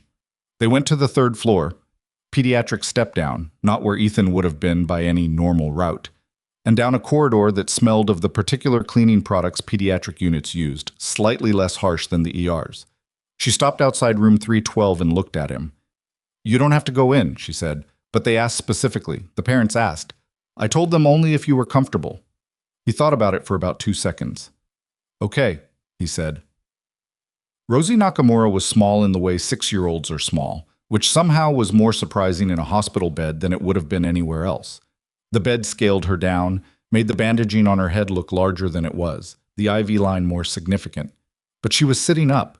And when Ethan walked in, she looked at him with the direct, unfiltered assessment that small children deploy before they've learned to perform social niceties, and said, "You're not a doctor." "No," he said. "I'm a nurse." "You helped fix my head?" "I helped Dr. Ewan." She seemed to accept this division of credit as reasonable. "My mom said you knew what to do really fast." I'd seen it before. Her parents were both there, her mother standing near the window, her father sitting close to the bed. Both of them had the exhausted, reconstructed composure of people who had been through a very bad night and were still processing what they'd come out the other side of. Her father stood when Ethan came in and shook his hand firmly and didn't say much, which was its own kind of communication. Her mother said thank you twice and then stopped, apparently deciding that twice was the most honest number. Ethan sat in a chair near the bed for about 15 minutes. Rosie asked him whether nurses could drive ambulances. Sometimes, under certain circumstances, he told her. Whether he'd ever seen a broken arm, many times, and whether it hurt to get a shot, a little, but mostly it's just cold, which she evaluated skeptically. She was missing a tooth on the lower left side, not from the accident, but from the natural course of being 6, and she kept running her tongue over the gap the way kids do, absently, between sentences. When he stood to leave, she said, "Will you come back?" "I'm not sure I'm allowed to be in this part of the hospital right now," he said. It was honest, and she seemed to appreciate honesty the way perceptive children sometimes do. "Why not?" "There's some paperwork being sorted out." She nodded gravely. "Paperwork is the worst," she said. He agreed that it was. In the corridor, Odom walked beside him back toward the elevator without speaking for a moment. "Thank you for that," she said finally. "She asked good questions," Ethan said. Odom almost smiled. "Her neurologist was in this morning. The recovery projection is significantly better than the initial assessment." She paused. "The technique you used, the timing of the intervention, Dr. Ewan submitted a formal case study request for the resident education program. He wants it documented and taught." "He made the call," Ethan said. "He made the call because you gave him the information he needed and then got out of his way." She looked at him. "That's a specific skill. Most people with your background would have taken over." "Taking over wasn't what the situation needed." She nodded slowly. "I want to talk to you about something else. Not today. When this settles. About your role here going forward. I have some thoughts, and I'd rather have them be a real conversation than an administrative gesture." "All right," he said. "For what it's worth," she said at the elevator, "I am sorry. Not in the institutional liability sense, personally." He held her gaze for a moment. "I know," he said. The afternoon brought the particular quality of a situation consolidating, evidence packages moving through formal channels, legal processes initiating, the slow machinery of consequence beginning its work. DeLuca called at 2 to confirm that Pellerin had agreed to a full cooperation deal and his formal statement was being processed. Kowalski called at 3 to say that the financial forensics had confirmed Odom's preliminary read. The total fraud across all 3 hospital accounts was closer to $4 million when the procurement component was included, and the U.S. Attorney's Office in Vermont had assigned a senior prosecutor to the case.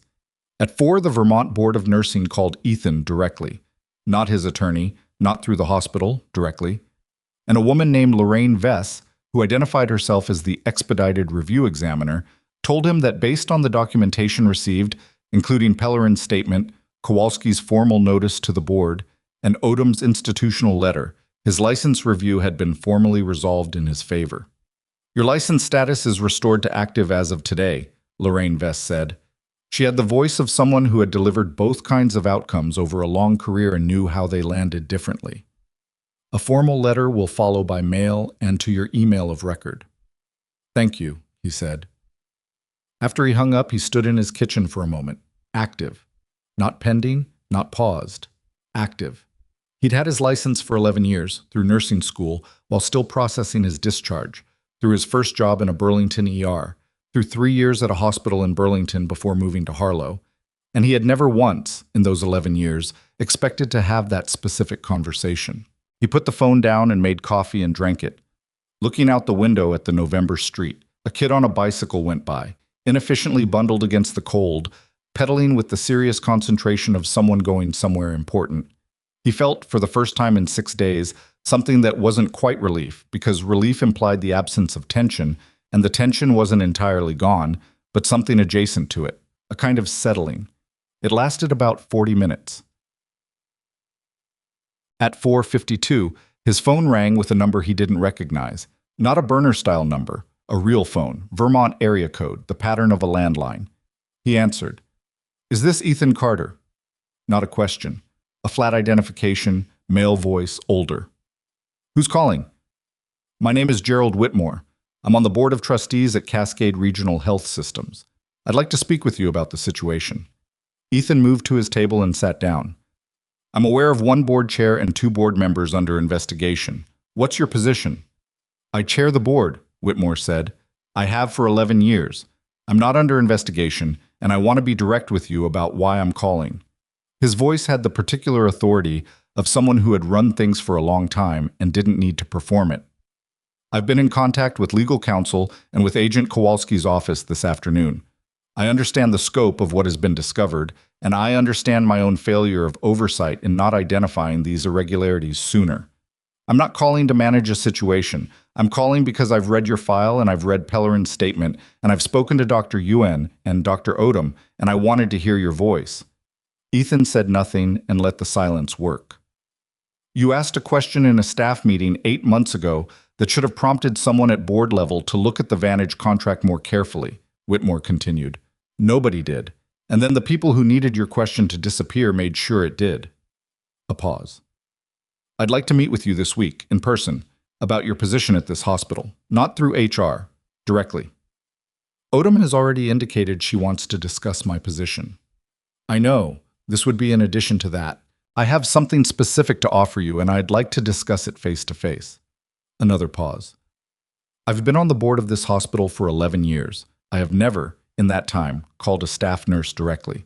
I want you to know that I understand the weight of what I'm asking." Ethan thought about the board member meeting request from someone he didn't know. He thought about the text from Pellerin's phone 2 nights ago. He'd been maneuvered once through his own isolation, and the memory of that made him careful about every direction someone offered to lead him.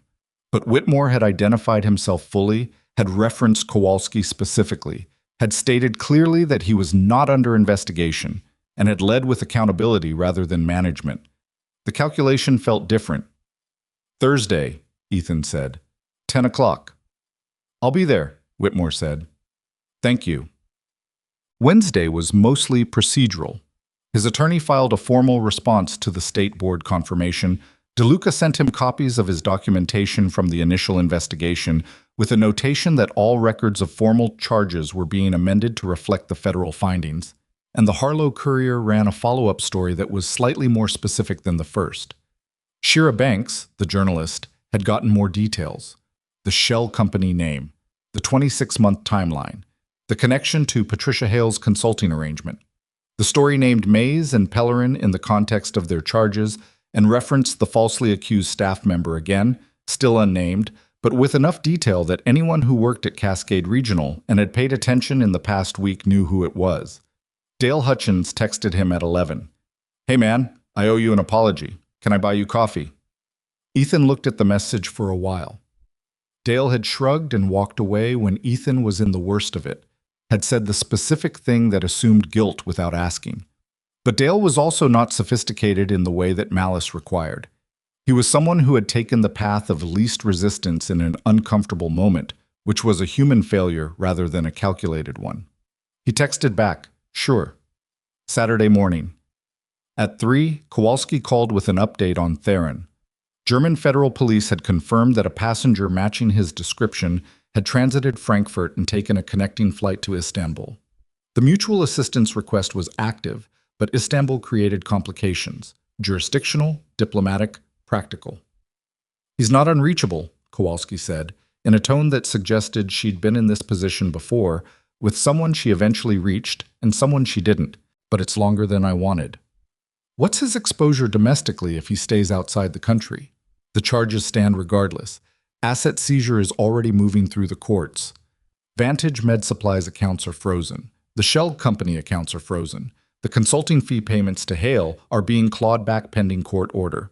He can stay out of the country, but he can't access the money. and the Interpol notice means his travel is significantly constrained. A brief pause. People in his position usually come back eventually, or they reach somewhere that doesn't have an extradition arrangement and we figure out a different approach. Is he the kind of person who reaches somewhere like that? He's the kind of person who had a contingency plan, she said. Whether the contingency includes a country without extradition is what we're figuring out. Thursday morning, Ethan arrived at Cascade Regional at 9:50. He dressed the same way he dressed for work. Not a suit, not performance, because he was not going to present himself differently for a board chair than he would for anyone else. Gerald Whitmore was waiting in the conference room on the 4th floor, not in his office. That was a deliberate choice, and Ethan acknowledged it. Whitmore was in his mid-60s, the kind of man who had gone lean and deliberate with age, white hair, steady hands. He stood when Ethan came in and shook his hand and looked at him directly in the way of someone who had decided before the meeting that he was not going to look away from this. "I've been in healthcare administration for 30 years, Whitmore said, when they were both seated. "I've seen staff wrongly disciplined before. Not at this scale, not with this level of deliberate construction, but I've seen it. And in those situations, I have sometimes acted correctly, and I have sometimes done the comfortable thing." He folded his hands on the table. "I want to tell you specifically what I did wrong here, and then I want to talk about what I'd like to do about it." "All right," Ethan said. "I was told by Ferris that the compliance investigation was clean and proceeding correctly. I accepted that. I signed off on the suspension notice without reading the underlying documentation. That was negligent. I had a responsibility to review a staff discipline at that level, and I didn't, because I trusted a board member I should have been scrutinizing." He said it steadily, not performing contrition, not minimizing. "If I had looked at the pharmacy records independently, the pattern would have raised questions. I didn't look." Ethan said nothing. "What I want to offer you," Whitmore continued, "is this. Your position is reinstated, effective today, with full back pay for the duration of the suspension. That's already being processed. Odom has the paperwork." He paused. "Beyond that, I want to offer you a formal role in our Nursing Quality and Safety Review Committee. A voting seat, which means you'd have direct oversight access to supply chain contracts, pharmacy records, and vendor agreements going forward." He looked at Ethan. "The question this situation asked was why nobody was watching the contracts carefully enough. You watched them, and you were punished for it. I want to create a structure where that watching is built in and protected." Ethan sat with that. "That's not a ceremonial position," he said. "It's not. I'd need access to real numbers, not summaries. I'll have it written that way. And I'd still work the floor. I'm not interested in leaving clinical." "Nobody's asking you to." Whitmore held his gaze. "You're a nurse. That's not a lesser thing. That's why any of this matters." Ethan thought about Monica Aldred, whose license was gone, about Theodore Garza, who had signed a confidentiality agreement 3 years ago and was still in it, about Renata Okafor, who had called him scared from a hospital extension and then done the right thing. "I'll consider it," Ethan said. "I want to talk to Odom first." "That's exactly the right order," Whitmore said. They shook hands at the door. Whitmore started to leave and then stopped, turned, with the look of someone who had one more thing that wasn't part of the prepared agenda. "The girl," he said, "Rosie Nakamura." "Yes. Her family has asked about a formal commendation, for you and for Dr. Ewan. I'd like to do it." He looked at Ethan. "Would you be willing?" Ethan considered. Commendations were public things, recorded things, the kind of institutional acknowledgement that went in files and onto walls. "For Ewan, yes," Ethan said. "His name on it. He made the call." Whitmore looked at him for a moment. "And yours?" "I assisted," Ethan said. "That's how I'd like it recorded. I was in the parking lot standing at his car when his phone rang. It was Kowalski." Her voice was different from the last several calls. Not the controlled professional cadence, but something more direct, almost sharp. "We have a development," she said, "and I want you to hear it from me before you see it anywhere else." "What is it?" "Theron made contact this morning, not with German police, with our office, through an attorney." She paused for exactly one beat. "He's offering to return voluntarily and cooperate fully in exchange for a negotiated plea. His attorney sent a preliminary list of what he's willing to provide." Ethan leaned against his car. "How comprehensive is the list?" "That's what I want to tell you." Another pause. The list includes the names of 12 hospital administrators across 6 states who were recruited into similar arrangements with Vantage Med Supply. It includes the names of 3 additional shell company accounts.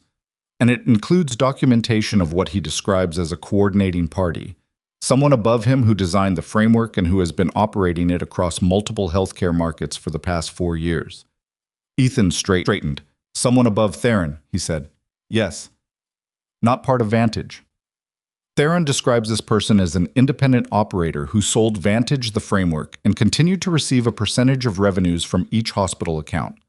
Kowalski's voice was precise and controlled in the way of someone delivering information they're still processing themselves. The coordinating party has no formal connection to Vantage, no visible role in any of the hospitals, and has been insulated by a chain of intermediaries. A brief pause. The only reason Theron knows the identity is because he met this person directly, once in the early stages of the arrangement. And Theron is willing to give you the name. As part of the plea negotiation, yes. Ethan thought about the leak. The person who had called Theron's attorney before dawn the day Mays gave his proffer, who had given Theron enough warning to get to Logan Airport before the DEA knew he was moving. That leak had to come from someone with access to the legal and investigative timeline. Someone who knew the inside of the case at a level that pointed to a specific, limited set of people. The person who warned Theron, Ethan said, the leak in your perimeter. Kowalski was quiet for a moment that felt deliberate. Theron's preliminary list includes a description of the method the coordinating party used to maintain informational access to investigations that got too close. Her voice was very even. Ethan. The description matches someone with access to the DEA's internal case management system. The implications of that assembled themselves clearly and without drama in his mind. A drug procurement fraud that had been running for 4 years across 6 states, administered by someone who had built in an internal DEA access point to monitor investigations. That wasn't a hospital scheme that had gotten ambitious. That was something that had been designed at a scale that made Cascade regional and Ethan's suspended badge, and Monica Aldred's lost license, all small parts of a much larger architecture. How do you want to handle the next 24 hours, he said. I'm flying to D.C. tonight, Kowalski said. There's a meeting tomorrow morning at the Office of Professional Responsibility. This has moved above my operational pay grade, and I want to be in the room when the next decisions are made. A short pause. Your situation is resolved. Your license is restored, the charges are cleared, and the hospital reinstatement is in process. None of that changes regardless of what happens with Theron's plea. I know, he said. I'm telling you because the case you helped break open is significantly larger than what either of us understood a week ago. And because... She stopped. Then, because you asked the right questions from the beginning and you kept asking them when it would have been easier to stop. He didn't say anything to that. I'll be in touch, she said. After the call, he stood in the parking lot for a moment, the cold settling on his shoulders, the familiar sound of the hospital's ambulance bay 100 yards away. A radio, a rolling gurney, someone calling out a room number. The ordinary sounds of a building that was still, despite everything, running. He thought about the coordinating party whose name Theron was prepared to give. He thought about a DEA access point built into a 4-year operation. He thought about 12 hospital administrators across 6 states who had been recruited into the same framework that had recruited Mays, and about the staff members at each of those hospitals who had been made into load-bearing parts of the blame structure the way he had. He didn't know any of their names. He knew that they existed. He got in his car and drove, and he was 3 blocks from the hospital when his phone buzzed on the seat beside him. He stopped at a light and glanced at the screen. It was a text from Brace. 6 words. Kowalski's flight is already being watched. Ethan pulled over, not dramatically. He eased the car to the curb on a residential street 2 blocks from the hospital, put it in park, and read the text again. 6 words. Kowalski's flight is already being watched. Brace didn't send decorative warnings. He sent information he had verified, in the minimum number of words required to convey it, and the implication of those 6 words was that the coordinating party, the unnamed architect above Theron, the person who had built a 4-year operation with a DEA access point threaded through it, was not done managing their exposure. He called Brace. Brace picked up on half a ring. What do you have? Ethan said. One of my contacts at NCIS flagged unusual query activity on Kowalski's travel itinerary through a federal booking system. The query came from a credentialed account, but the user location doesn't match any assigned personnel. Brace's voice was the flat operational register, no acceleration, just information. It was flagged because the same account ran similar queries on two other federal agents in the past 18 months, both of whom were working cases with Vantage adjacency. The access point Theron described. Consistent with it, yes. Does Kowalski know? I called her 30 seconds before I texted you. She's already contacted her ASAC. The flight is being rerouted, she's not going to DC direct. And the OPR meeting tomorrow has been moved to a secure facility. Ethan let out a breath. So the coordinating party knows Theron made contact. They would know Theron's attorney reached out to the DEA. They may not know the content of what Theron offered, but they know the direction it's moving. A brief pause. The access point is the priority now. Once OPR identifies the account source, the whole network loses its early warning system. That's when it becomes containable. How long does that take? OPR is fast when they have a specific target. Hours, not days. Another pause, shorter. Ethan, your part of this is done. The hospital charges are resolved, the license is restored, Mays and Pellerin are in the system. What happens from here is federal infrastructure work. You don't need to be carrying it. Ethan looked out the windshield at the November Street. A woman was walking a dog on the opposite sidewalk, the dog investigating a patch of dead grass with enormous commitment. Ordinary Thursday afternoon in Harlow, Vermont. I know, he said. I mean it, Brace said. Not harshly. Just with the specific directness of someone who knew him well enough to know when he was about to carry something that wasn't his to carry. I hear you, Ethan said. Thank you, James. There was a brief silence. Brace almost never used first names. Ethan almost never used his.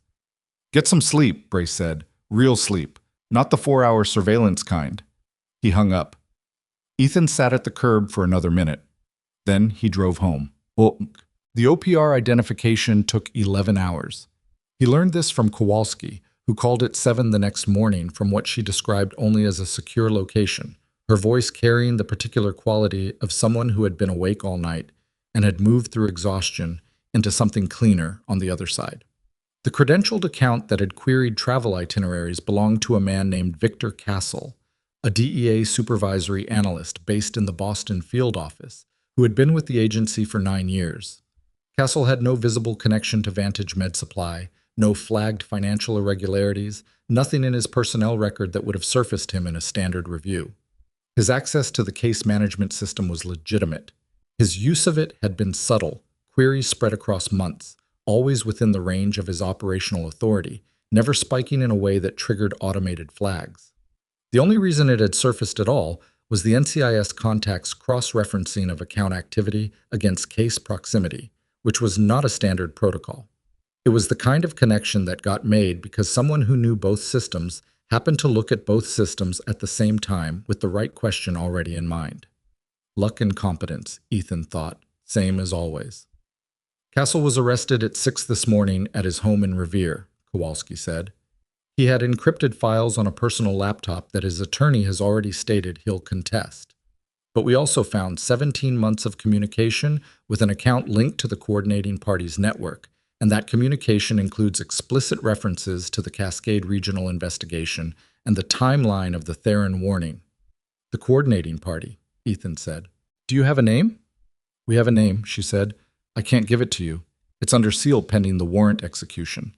But I can tell you that Theron's cooperation agreement was formalized at 2 this morning, and the name he provided matches the identity we developed through Castle's communications. A pause. The arrest is happening today. He didn't ask where or who. She couldn't tell him, and it didn't change anything for him. Victor Castle, he said instead, thinking it through. He's the reason Theron knew about your investigation 5 weeks ago. He's the reason my suspension was accelerated. That's the documented sequence, yes. Her voice was careful and tired and precise. The query on your DEA-adjacent records from when DeLuca's initial inquiry flagged your military file. That was Castle who ran the cross-reference. He identified the investigation risk and communicated it to Theron within 4 hours. So the chain was complete. DeLuca ran his name.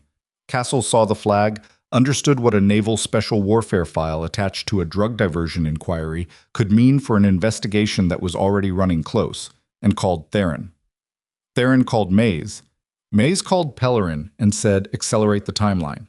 Pellerin texted his wife's phone at 10:15 at night to try to keep Ethan away from the one administrator who could help him move quickly.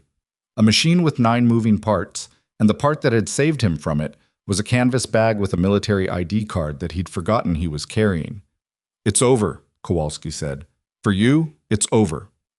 And Monica Aldred, he said. And Theodore Garza. Aldred's case has been referred to the Vermont Attorney General for expedited review. The documentation Pellerin provided is sufficient to support a formal reversal of her license revocation. A brief pause. Garza's confidentiality agreement is being challenged by the U.S. Attorney's Office. His cooperation is, he's been cooperative. Good, Ethan said. It was an inadequate word for what he meant, but it was the accurate one. I owe you something, Kowalski said. You don't. You called DeLuca about the pharmacy contract on the afternoon you walked out of this station. You laid out the mechanism before we had the warrant. That call is what let us move in the right direction fast enough. She stopped. This operation has been running for 4 years. 12 hospitals, roughly 40 staff members across those facilities who were disciplined or lost positions as part of the blame absorption layer. The reason it ends now, at this scale of documentation, is because you asked a question in a staff meeting and then kept asking it.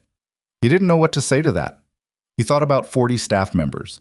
He thought about what 40 people losing their positions or their licenses or their professional reputations actually looked like in practical terms. Mortgages, families, health insurance, years of training, the specific kind of damage that doesn't repair cleanly even when the formal record gets corrected. Make sure the 40 get the same attention as the case, he said. That's the commitment we're working toward. After she hung up, Ethan stood in his kitchen for a long time. The coffee maker ran its cycle and he poured a cup and drank it looking out the window at the gray morning, the street wet from overnight rain, a delivery truck moving slowly past. Ordinary things.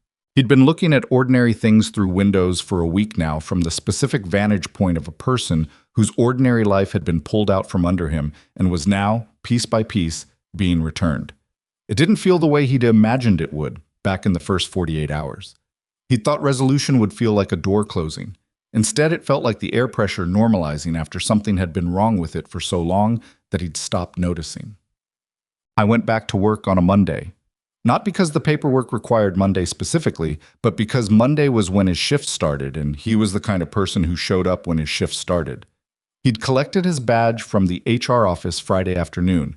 A new one, same photo, same name, the word active, printed in the system when the woman at the desk scanned it.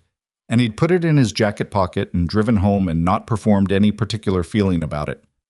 Monday at 6:50 a.m., the ER was already moving.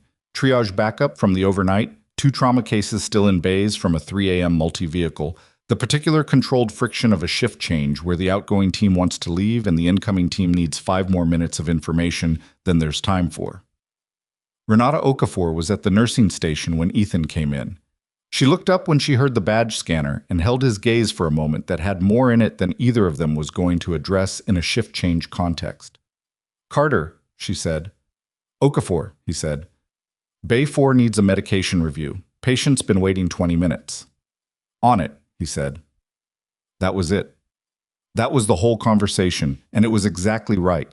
Not because the weight of what had happened between them didn't exist, but because the weight of it was going to be carried in the work, in the showing up, in the specific daily reality of 2 people who had been tested by something and come out the other side still in the same building, choosing to be professional and decent to each other. Words in a break room weren't going to do what time would do. He went to Bay 4. The patient was a 67-year-old man named Arthur, who had come in at 3 a.m. with elevated blood pressure and arm pain and had been waiting since then with the specific frustrated patience of someone who knows something is wrong with them but feels guilty about taking up space.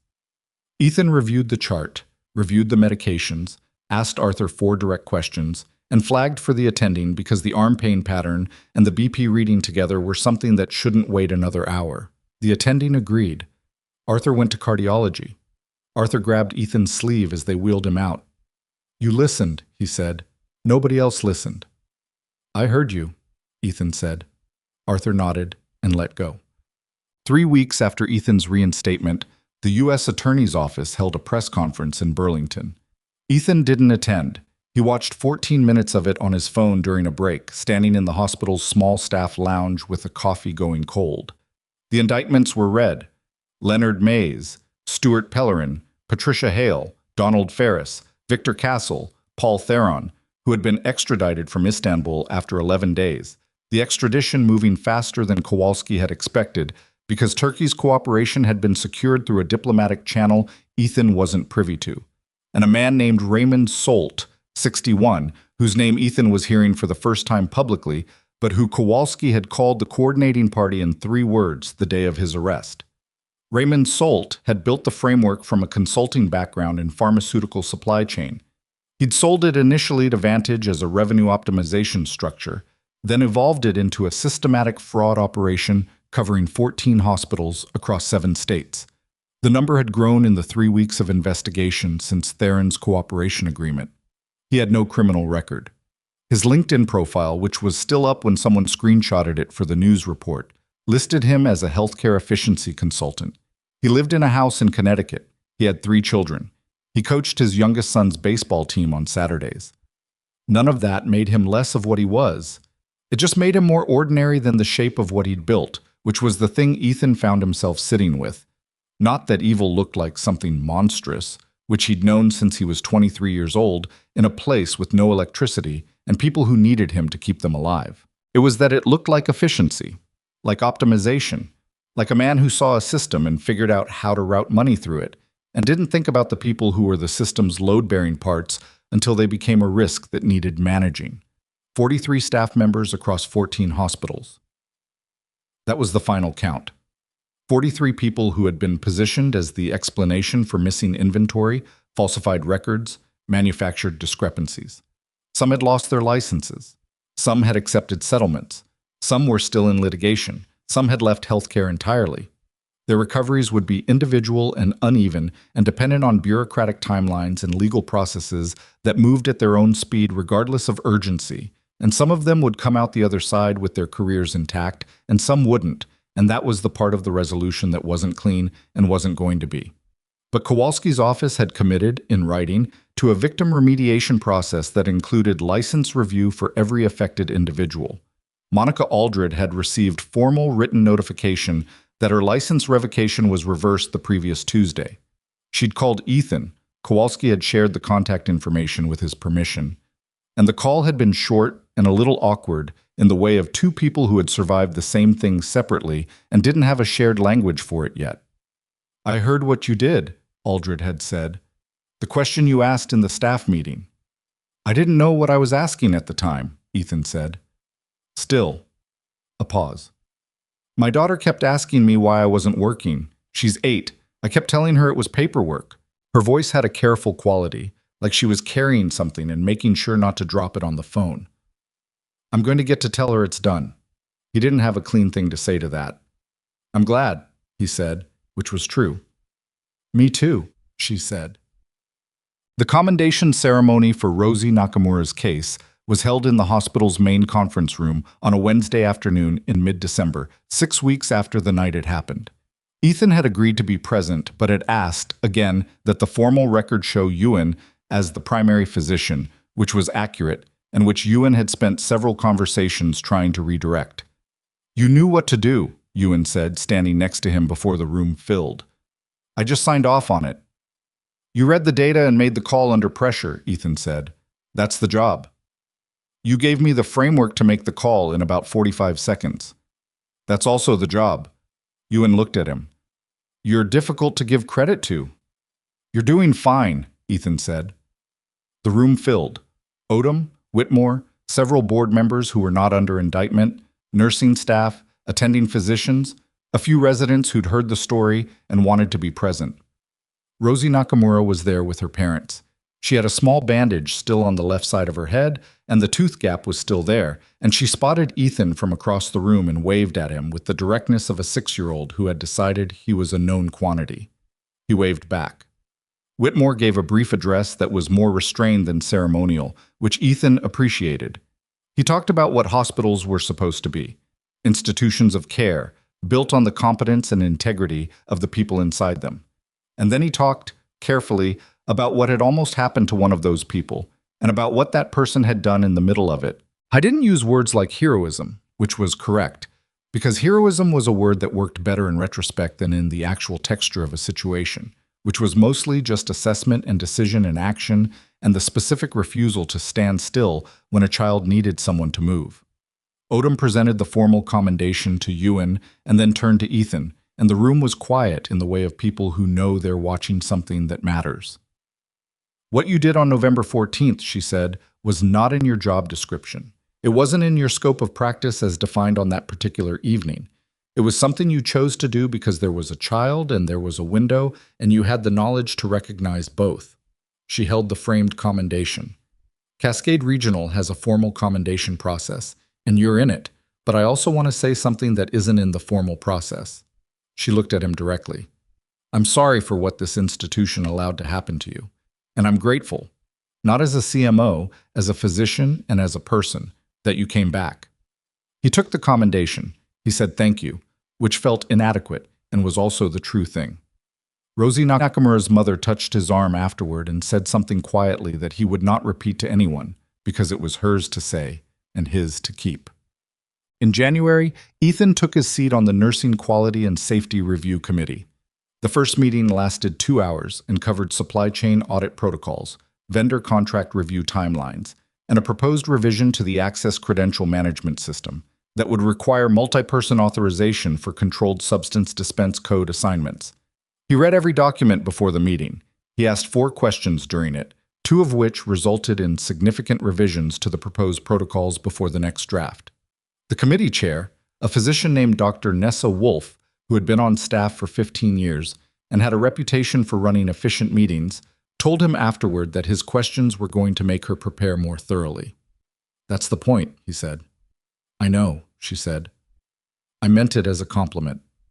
He worked the floor 3 nights a week and the committee 1 afternoon a week, and found, somewhat to his own surprise, that the 2 things fed each other in the way that theory and practice feed each other when they're both real. The floor gave him current information. The committee gave him a place to put it. The combination made him a more effective version of both things.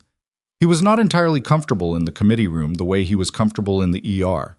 He said the wrong thing in the wrong register occasionally, pitched something clinical when the room needed administrative framing, used shorthand that required translation.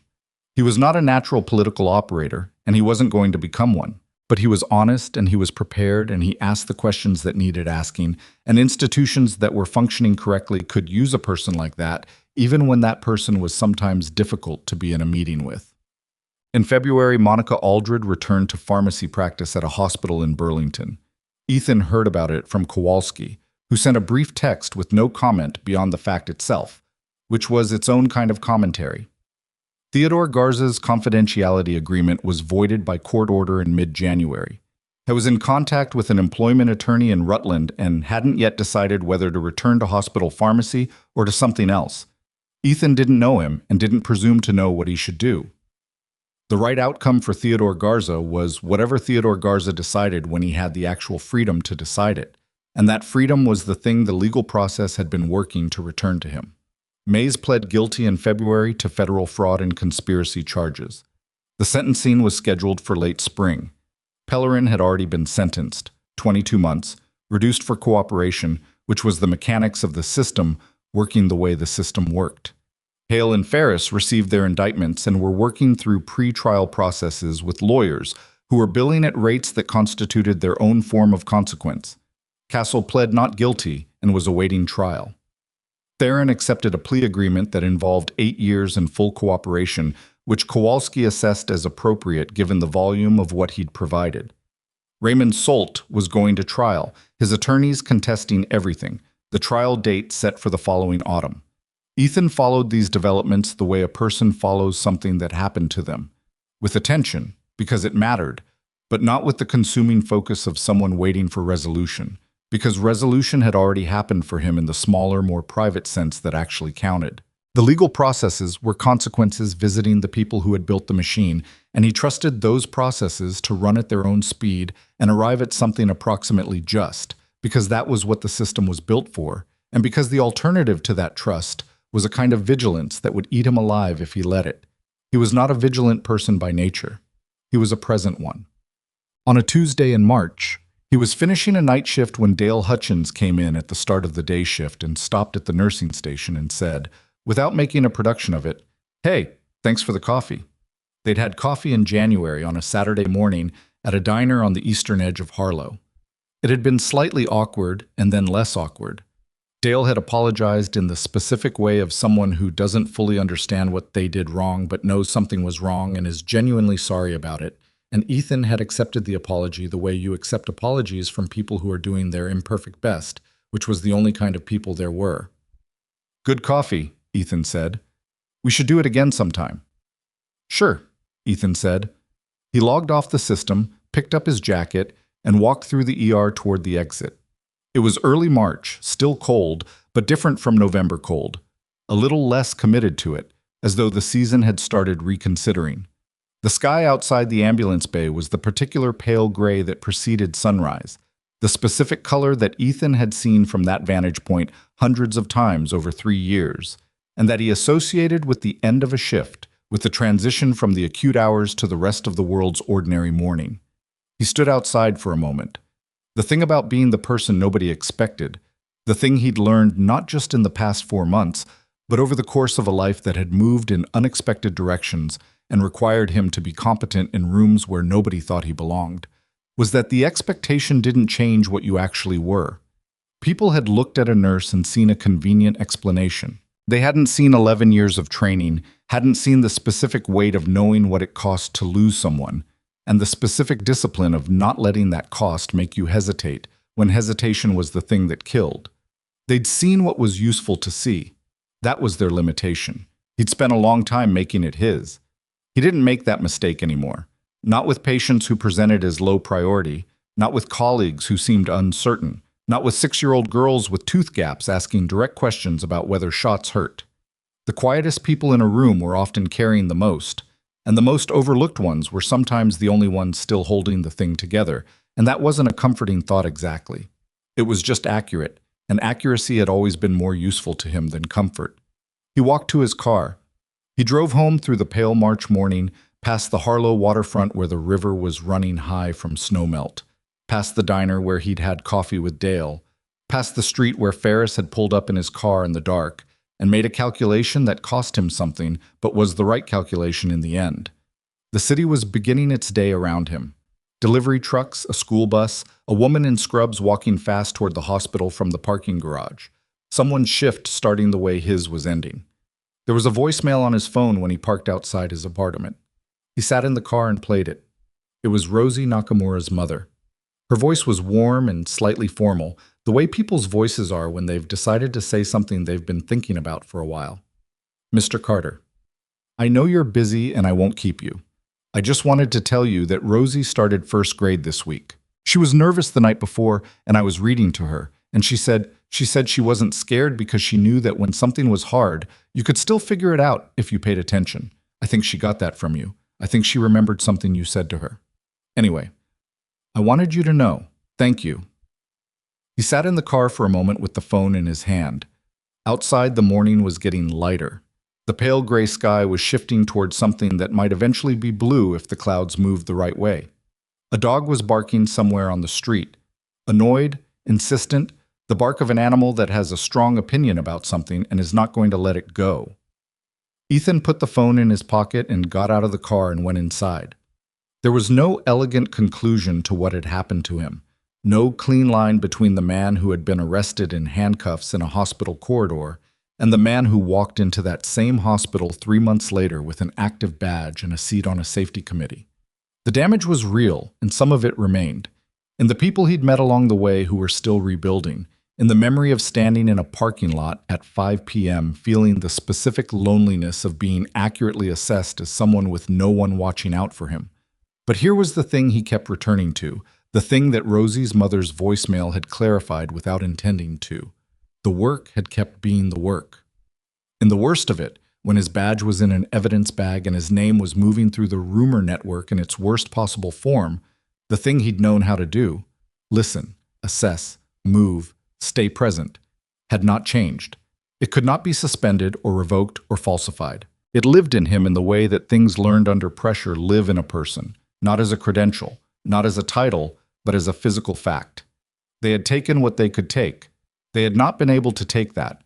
He made coffee and opened the window a few inches and let the March air come in, cold still, but carrying something underneath the cold, the particular smell of ground that was starting to remember what it was supposed to do. He had a shift on Thursday. He had a committee meeting on Friday. He had coffee with a coworker who was doing his imperfect best. He had a voicemail from a child's mother about paying attention when things were hard. It was enough. It was in fact more than enough. The quietest person in the room had been the one they couldn't afford to underestimate. And the thing about that, the thing they never counted on, was that the quiet ones weren't quiet because they had nothing. They were quiet because they already knew what they were.